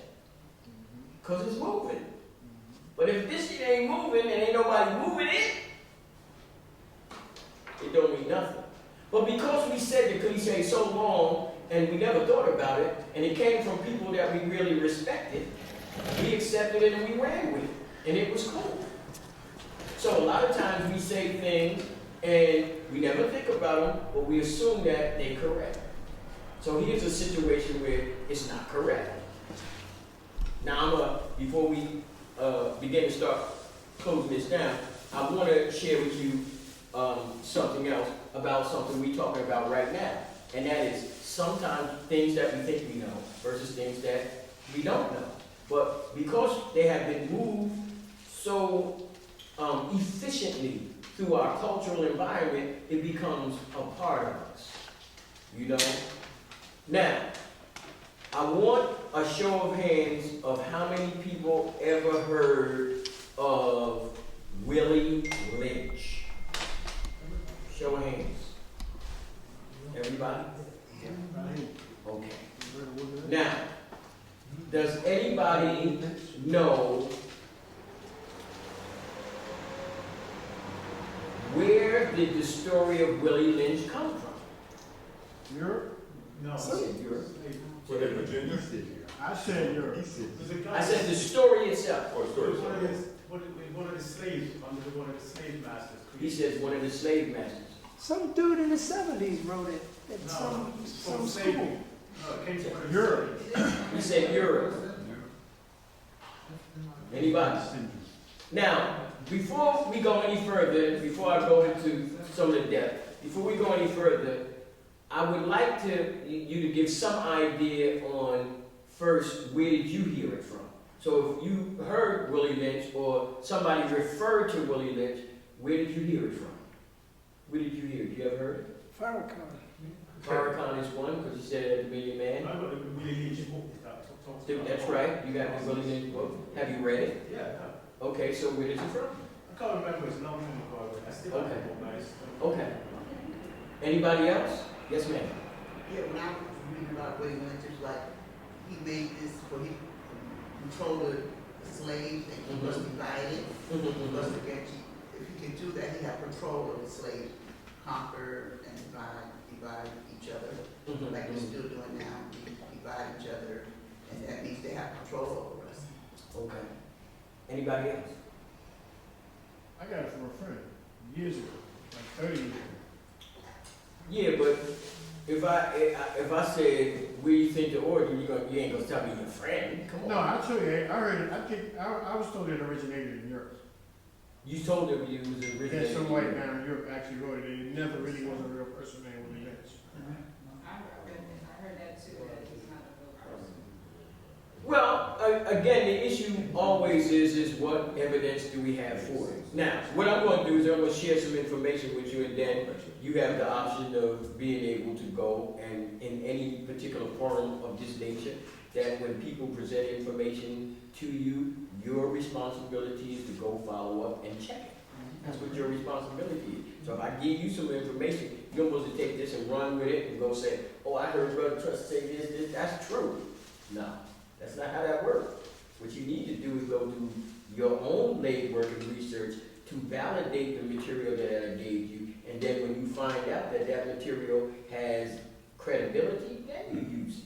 But you don't get information just because Joe Blow said it and think it's cool. I don't care who said it. You know, even if Jesus said it. How many people, can anybody name anything Jesus said? Anybody? Go ahead.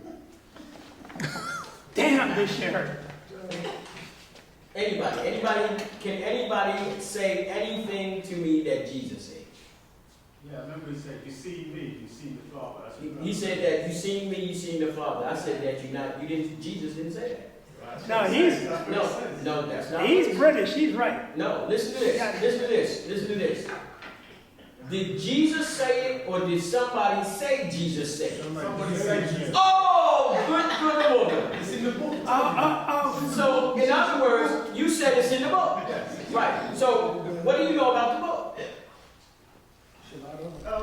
Well, I mean, I've read it. I know most of the book was written by the disciples and his followers. Most of the stuff, they were just based upon what they saw. It's not actually facts. They're just based upon the time frame that it was there. Guess what? They put it together on that sense. Guess what? Everything we said was 100% wrong. In other words, disciples didn't write anything. There's a difference between apostles and disciples. You know that, right? Yeah. Right. What's the difference between an apostle and a disciple? I know the way personal religion. Do you know? Tell them the difference, Mike. Well, the difference in an apostle and a disciple, an apostle can be anybody, but the disciples are actual people that walk with that person. But Just the opposite. well, yeah, well, one I know. In other words, one to walk with. An apostle, listen to this, an apostle is only picked by Jesus. Right. That means that in the world, there's only 12 apostles, only 12. A disciple is anybody who convicts to Christianity. That means your conviction that you take on the religion of Christianity, you're a disciple of Christianity. So if you're a Christian in this room, that means that you're a disciple. Right. But in Christianity, there's only 12 disciples. Only 12. Now, if you say that Jesus said anything, Jesus didn't write shit. He didn't write a word. He didn't write a letter. He didn't write nothing. And you know what's deep in theology? What's deep is you can't go to no seminary. You can't go to no comparative religion course. You can't go to no theological institution and go there and they say that Matthew, Mark, Luke, and John wrote them books. There's nowhere they will say that. They have a thing in theology called pseudepigraphia. You know what that is? You know what that means? What? Pseudepigraphia means that they don't know who wrote this yet. That's what it means. And a lot of the books have that title. So we got a book they call the Book of Luke. And they say that that most people that read it say that this is a book written by Luke. But even in the book, in the title of most common day Bibles, it doesn't say book by Luke, it says book according to Luke. Anybody know English? When you use the word according, we ain't talking about first or second, we talking about third hand jokers. That's right. And they all knew that. The pseudepigrapha in the Bible is more than half of the whole material. It's incredible. Now, mind you, me, the reason I'm always referring to the young lady because she shared with me that she's been to an institution of theology, so she's familiar with some of the material. You know, I didn't have that opportunity. You know, I like to, chew the fat with some of them jokers up there every once in a while if I can get a chance. But, when you don't have credentials, they don't actually let you in the door real fast, unless you cut them up real bad, But in this case, the issue here is we're reading a text and we're trying to validate and verify the text. And it's the same thing, and the reason I raised that issue about the Bible or any particular text is the same thing I raised the issue about the Willie Lynch. Because Willie Lynch is not a real event. It didn't happen. It does not exist. I don't care where you say it comes from. Science say there's no evidence for it. Now, I had already went through this material quite a number of years ago with a brother, good scholar, good individual. I met him through some correspondence on the internet, not personal friends, but in scholarship, all on the same page. His name is Naacp. He wrote this book, as you can see, The Death of Willie Lynch, Exposing the Myth. The Death of Willie Lynch, And it goes into the issue about, 1, where the story came from, 2, is there a Willie Lynch, 3, does it apply, and 4, should we be using it? Now, I would say, and this is to what we were just speaking about, because you don't know who the author of the material is, don't make it not usable. It don't make it beneficial. Not beneficial, excuse me. The issue is how we perceive to use the material.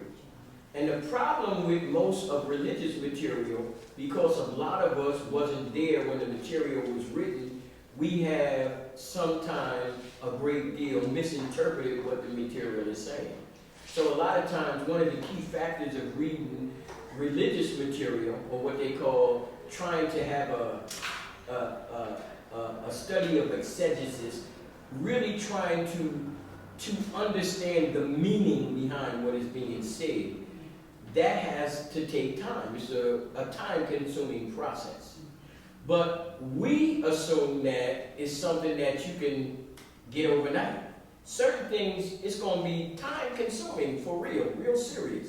But a lot of us, because we come in an environment and in a society where everything is instant. We want to cure the disease. We want an instant bullet. Give me this, take 2 shots, I'm cured. That's how y'all want it. There's nothing in life that is of significant value that didn't take time. I'm telling you, nothing. It takes time for real, serious things in order to be produced. So, in this book, The Willie Lynch, the reason I brought this because last time I was here, this was a few lectures back, we dealt with this issue, John Hanson and the first black president nonsense. Y'all heard about that before. We threw that out the window because it's nonsense. And if you really read the history and do the background research, you would know that. But most of us don't do that. We listen to a lecture, we hear it, we see it on YouTube, whatever, it sounds nice to the material we like, we take it and we go share it with somebody. And it be ass backwards. My job is to make sure that I make you question before you do it. That's why I tell a brother, this was a couple years ago, I had a brother post a piece on the internet and said, the picture, he said, a picture of Nat Turner. So the first thing I did, I was like, damn, laughing. And the guy at my job said, well, what you laughing about? I said, here's a guy who said that he posted a picture of Nat Turner and they ain't even created photography yet. Yeah, that's about 30 years in the future. That's right. So I'm like, yeah, where we got this picture from, you know? But I already know the picture because I know the history. First of all, he takes he don't even know the picture, and he puts the picture on the internet. Now, how stupid can you be? You got a picture, you can Google the picture and find out who it is. Just Google the picture. No, he wouldn't do that. He put it up, and he circulated it. So I look at the picture, I know immediately who the picture is. It's a picture of Menelik II from Ethiopia. Big hat, everything. So he put it on there. So I'm looking at the picture, I said, this guy got to be kidding me.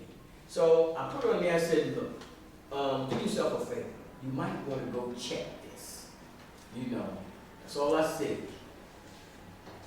It was up there for damn near 2 weeks. He ain't checked not one thing. Not one thing. But here's a situation where relative information is available, but you won't use it.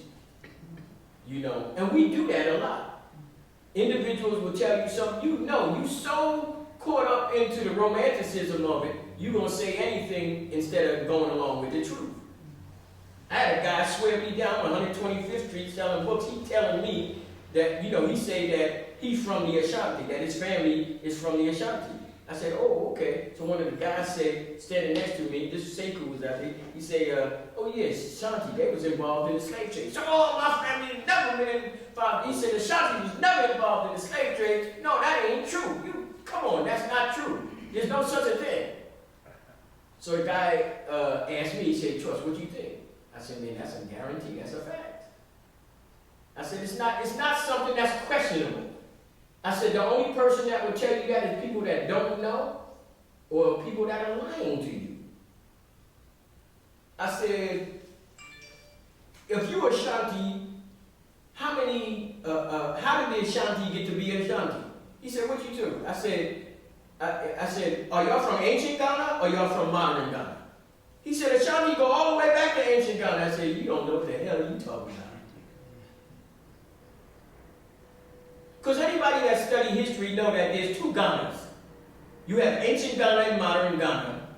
Ancient Ghana is was 600 miles northwest where you see Ghana today. The people that lived in Ghana at that time was not Ashanti. They were Soninke, and they spoke Soninke. This is not what trust say, this is what the evidence say. The modern day Ashanti didn't even come to Ghana until the 16th century. And they're not a tribe. They're a confederation of tribes. It's 8 tribes brought together. How did the Ashanti become the big dogs on the block? Because of slavery. They ended up getting in wars with other individuals, which was normal policy. Prisoners of war were sold, and what did they sell them for? Guns. From the Europeans. That's what they did. And they became the big dogs on the block, and everybody bowed to them. It's not an issue of being ashamed, it's just history. And tell it the way it is, and stop being caught up into the romantic nonsense of just wanting everything to be nice. We got this attitude, everything in Africa was good and everything in Europe is bad. All black people are good and all white people are bad. I'll tell my guy asked me, I said that that white people were the ones that created turmoil in Africa. I said, wow, that sounds so. He asked me, he said, you don't believe that? I said, man, I study history. I said, human beings been on the planet 7.5 million years. 7.5 million, right? 7,490,000 freaking years we lived in Africa. So you telling me that we didn't come up with some crazy shit in 7.5 million years? Y'all, something wrong. Nope, we didn't. In a weekend, y'all could shoot 20 jokers. And then you're going to tell me in 7.5 million years we didn't come up with some crazy shit. We were just good people for 7.5 million years. Boy, we some foot-fooling jokers if we believe that. See, my thing again is, and that's not the issue of knowing everything, getting every book. That's not the issue. The issue is you just want to be clear about the things you already know. And that means that if you want to take that and share it with somebody, that you share it based on information that you have evidence for. And at least take some time to go out and research it. Really go check it out. Trust. Yes. The actual language of the Willie Lynch letter uses Modern day terms. Modern day terms. Well, here's a letter that was written in 1712, and they using words like refueling. Now, how the hell you gonna refuel in 7 fucking? I mean, come on. We just don't even. And the issue is because a lot of these particular methodologies and skills are not something that you got to be a genius to figure out. Some of the things are just basic guerrilla tactics. Guerrilla, I call it. Don't read shit without a dictionary. Have a dictionary next to you.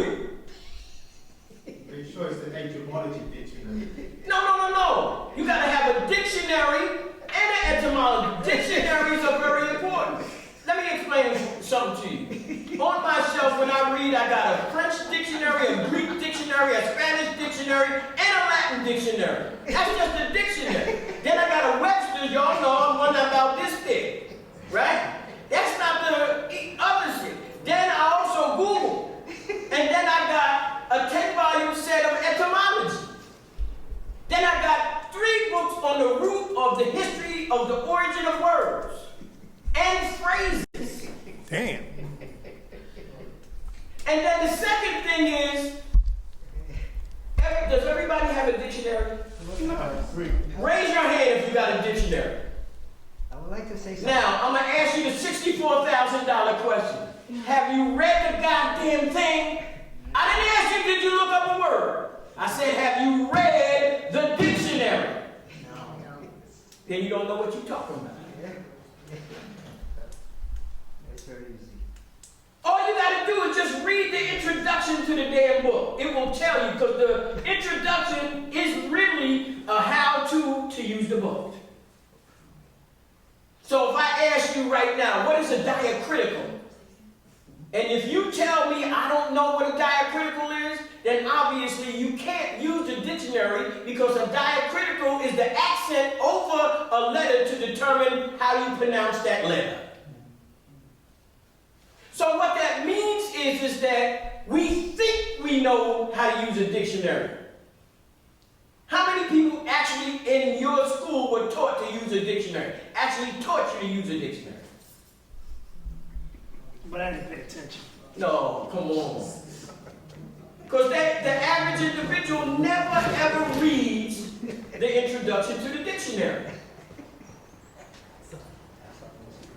Anybody know what's the brackets in dictionary for? What are brackets? When you see them two things look like this, brackets. Every dictionary, every word you're going to see them, every time. Every time you see them bracket, then what that means is word origins. That means where them words are coming from. It'll say Greek, Old French, Old Latin, Old English, whatever. Then it'll tell you the part of speech. Noun, verb, adjective, whatever. And then it'll give you the definition based on the most recent usage or the oldest usage. And the only way you know that if you read the introduction, it'll tell you how they set it up. Now mind you, like I said, shit, I ain't go to school for this. All I did was read the damn book.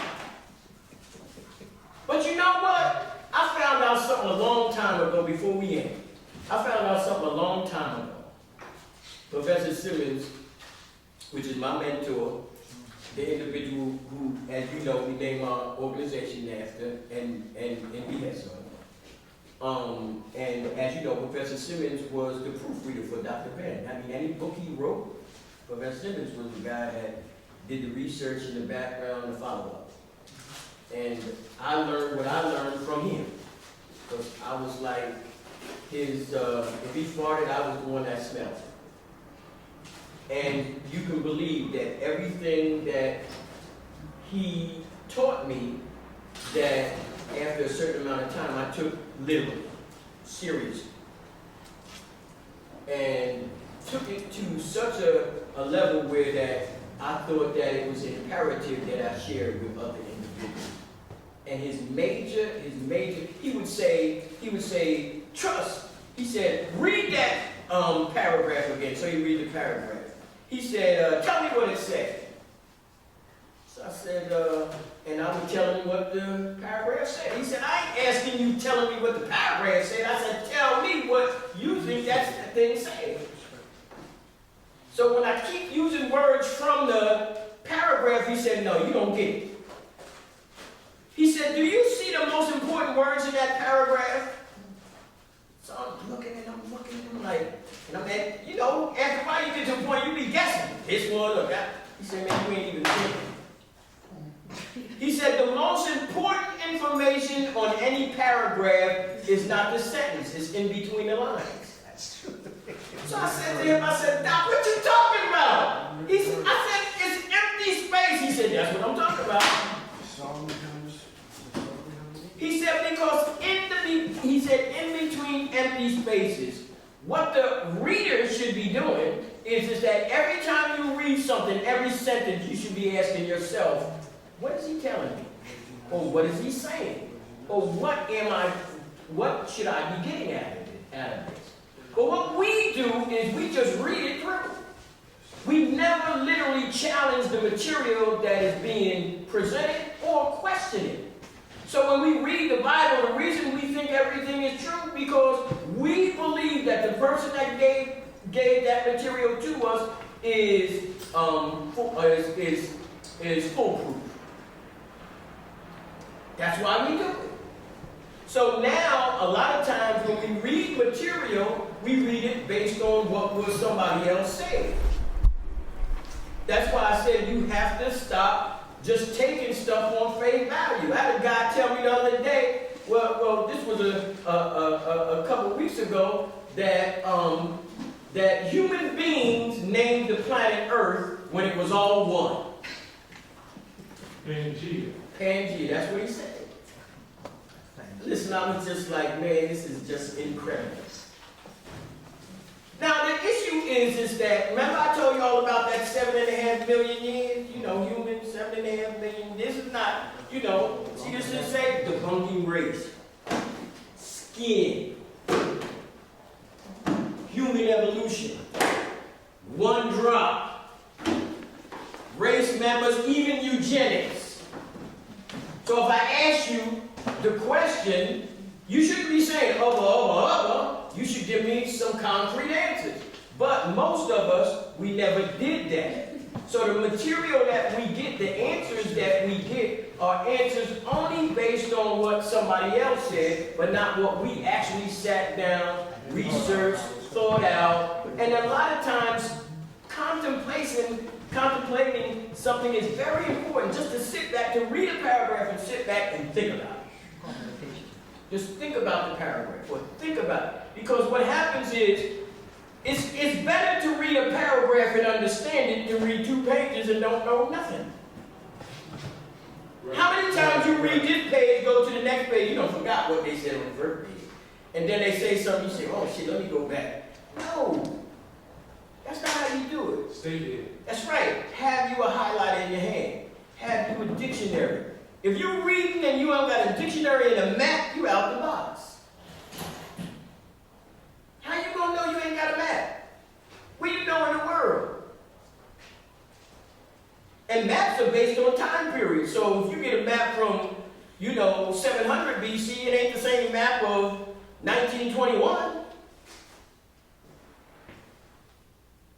And then the terms that are being used. So if I use an ancient term, how do you know where that is today? So if I said to you, Reg, where's Mesopotamia? Where the hell is that today? Iraq. Iraq. Real easy. Because he understands the location, the modern day term, and the ancient term. So when you respond to that and somebody asks you about a particular area in the world and you see that, you understand. Anybody ever heard of a people called the Hellas? Hellas. Hellas.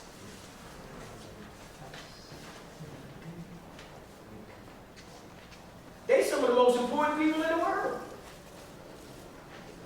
But the only problem is you only know them from their modern name. That was their first name. Today, they call them Greeks. Back then, they called them Hellas. Same people.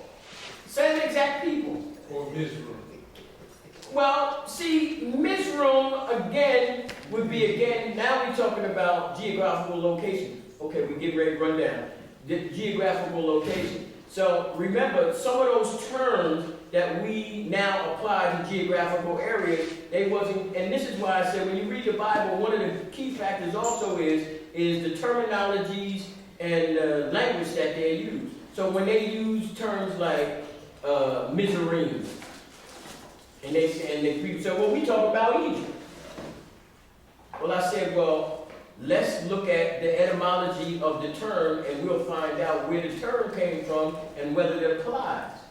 So if I said the term is Coptic, anybody ever heard the word Coptic? Yeah. Right. Anybody know what the word Coptic means and where it comes from? It refers to a specific type of Christianity. Coptics from ancient Kemet.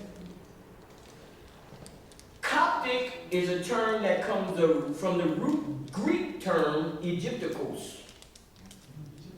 And the particular term, the reason that it is given as a term in regard to ancient Kemet is because Coptic was a language at a particular time that was only written with Greek characters. So if you go look at the Rosetta Stone, it's written in 3 scripts, 2 languages. Now, a lot of jokers say it's written in 3 languages, which is not true. Because all 3 languages are the same in retrospect. But 2 of them are written in one type of script, and the third one is written in a foreign script. So the first script is hieroglyph, or what we would call Meguneta. The second script is called Demotic, or what they would use the first one as also as Heretic, and then Demotic, and then the third script is called Coptic. But what makes it Coptic is because it's ancient Egyptian, spoken, but it's written in Greek. So the only way that the scientists was able to decipher the language was they used that stone because they understood Greek, and they used the parallels from the Greek in order to understand the other 2 scripts that was on the stone. That's how they broke the language. So what does Coptic have to do with Coptic Christians? Coptic has to do with Coptic Christian was because, remember, when the last stages of foreigners began to die out, this is after Cleopatra. Because remember, you had the Greeks for 310 years. You had the Persians for about 200 years. You had the Romans, then you had the Arabs, and so forth and so on. So what it meant was, through all of those times, Egypt was going through this transformation. And this is why I say, jokers that tell you that Egypt was black all the time, they can't have read a book. It's impossible. Because there's too many times when people came in and they was running the show. It's a fact. And one of the things that really give me, much as we, listen, what's his name will tell you, if no other book in the black community sell as much than Malcolm X's autobiography, The Destruction of Black Civilization, sell a lot. I mean, over the years, that book sold a lot. Well, they're talking about trust in the heyday. That's right. When you're talking about all these foreigners that invaded and militarily took over, you're talking about decline. Yeah, but he's talking about decline, but there was also decline. Yeah, the decline in the 13th freaking century. I mean, in the 13th dynasty. Remember them Hyksos? But then you had a restoration period. Yeah, restoration, but what happened is that from that time, you remember, from the 1st to the 6th dynasty, then you get a downfall. Then from the 6th to the freaking 11th dynasty, everything is cool. You get a downfall. And then from the 11th, 12th, 13, 14, you're having problems. That's the Mentu Hoteps and all of that. And then after that, then you had a resurgence. You had Sekenere, Moses. Amosis, Sekenere, all of them, they come in and they flip the Hyksos and all them jokers out. So then, after that, that's the 17th, and then after that, the 18th. And after the 18th, you got the Tutmosis, Hatshepsut, all that. And then after the 18th, you got the 19th, and that's all of the Ramesses, 13 of them jokers, all of that. And, then the glory days. And then after that, shit go downhill. Because after about, 1, 2, 3, after the third Ramesses, shit start going backwards. You see? And then it messed up all the way up until the 25th dynasty. When Nubia? That's right. When those individuals from the south reassert themselves and they get on the throne. And then they on the throne for a certain period of time, and then after that, anything that comes after the 25th is non-worth talking about. Right. Right. And it goes all the way to 32 dynasties. So you got from the 25th to the 32nd, what's going on in Egypt? But when Cleopatra, see, a lot of people don't realize, what made Cleopatra so great was not because she was black. She knew the culture. She knew the culture. See, every Greek that sat on the throne in ancient Egypt, from Alexander all the way down to Cleopatra VI, every one of them never spoke one word of ancient Egyptian language. Not one of them ever, at no time, ever adhered to the religious convictions. Not one. Culturally, they were far removed from everything. Cleopatra VII was the only individual that spoke African language. She was the only one that embraced the religion. She was the only one that embraced the culture. So they had high praise for her. Nothing to do with blackness. Because they loved her because she loved them. And they knew that all of the other jokers that sat there before and cared nothing about them. All they wanted to do was to be made. Egypt was the only country that jokers that conquered it got conquered at the same time. That's right. Alexander, he goes into Egypt, you know what he does? The first thing he does, he goes to the priest. Make me a god. Make me God. Maybe God. The freaking priest looked at him, they started laughing like, what the hell is he talking about? 42 years. Right. He's just talking about initiate, to be an initiate. Now, you know what an initiate is? Anybody know what an initiate is? Somebody who's just getting in the game. Just getting in the game. So they say to be an initiate, that means just to get in, you got to spend 42 years studying first. Just to be an initiate. And then from an initiate, that's when you get to really study something. So think about it. In order to be an initiate, before you get that, you got to be at least learn how to read and write. So if you add 42 to anything, by the time in these years, you got to be about 60 or 70. You get what I'm saying? So what it means is that experience means something. So all of this has a role to play. So when I was telling the guy about the Pangea stuff, he said to me, he said, well, all of the, he said, because we was talking about the Asiatic black man. So he said to me, he said, all of the planet was one, and that the humans, I mean, and that the humans, I mean, the Africans named the whole planet. They named the whole planet. Now, yeah, you're ready. 1 second. Give me 1 second. Now, who can read? I want you to come. Who can read? Y'all think I'm saying that, but I want you to do me one favor. I want you just to read the title. Mountain belts and the supercontinent cycle. Every 500 million years. Wait a minute, say that again. Every 500 million years. 500 million. Wait. The continents assemble into a single land mass. The tectonic interactions associated with the formation and breakup of such supercontinents provide a new way to view the origin of mountain belts. Okay, so if you look at the map, you see all them continents, and you see they all coming together, and you see at a period of time they break apart.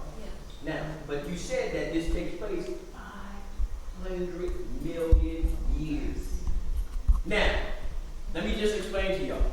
Y'all heard of a thing called a dinosaur? Yes. Wait a minute. Y'all, what y'all been smoking? Well, y'all don't think dinosaurs is real? Y'all, come on, man. They kill me, man. They kill me. Y'all ain't never been to a museum? Yes. Have y'all ever studied any physical anthropology? Any? Nah, we got shit to do, brother. Wow. But here, 500 million years. So one thing we know, is if human beings only been on the planet 7.5 million, they wasn't around doing nothing when these jokers was doing, when this planet was doing that. Right. That's a fact. The guy who came up with the concept is named John Wegener. He was a meteorologist, 1912. He came up with the concept called Pangea and also continental drift, or what we call plate tectonics. And all we're talking about is the land mass on these plates that shift around. That's what we're talking about. And then the picture that I showed the young lady is showing you them plates shifting back and forth. Now that's science. So when you talk about the dinosaurs was here 65 million years ago. That's 65 million.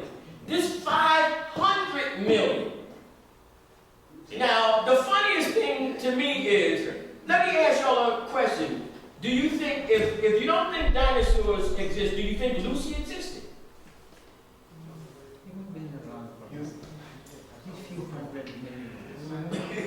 Let me leave that alone. How we done, right? But the reason I'm saying that is because what I want y'all to do is y'all got to stop listening to the bullshit on the freaking wherever y'all be getting at. Because it's pure bullshit, I'm telling you. And what you need to do is start doing some real research, meaning that you yourself start to acquire the skills and the insight in regard to research and study to understand the material that you have so much question about. And shouldn't it make you think about certain things that people, that you say to individuals, and I'm talking about people that are practitioners, people that are professionals of this, and you go to them and you say, well, you know, that don't exist. I remember the guy that was telling Neil deGrasse Tyson that the planet was flat. I mean, like, you can't be that freaking stupid to think that the planet is flat. Or that what's the guys that say that in Africa the world was upside down.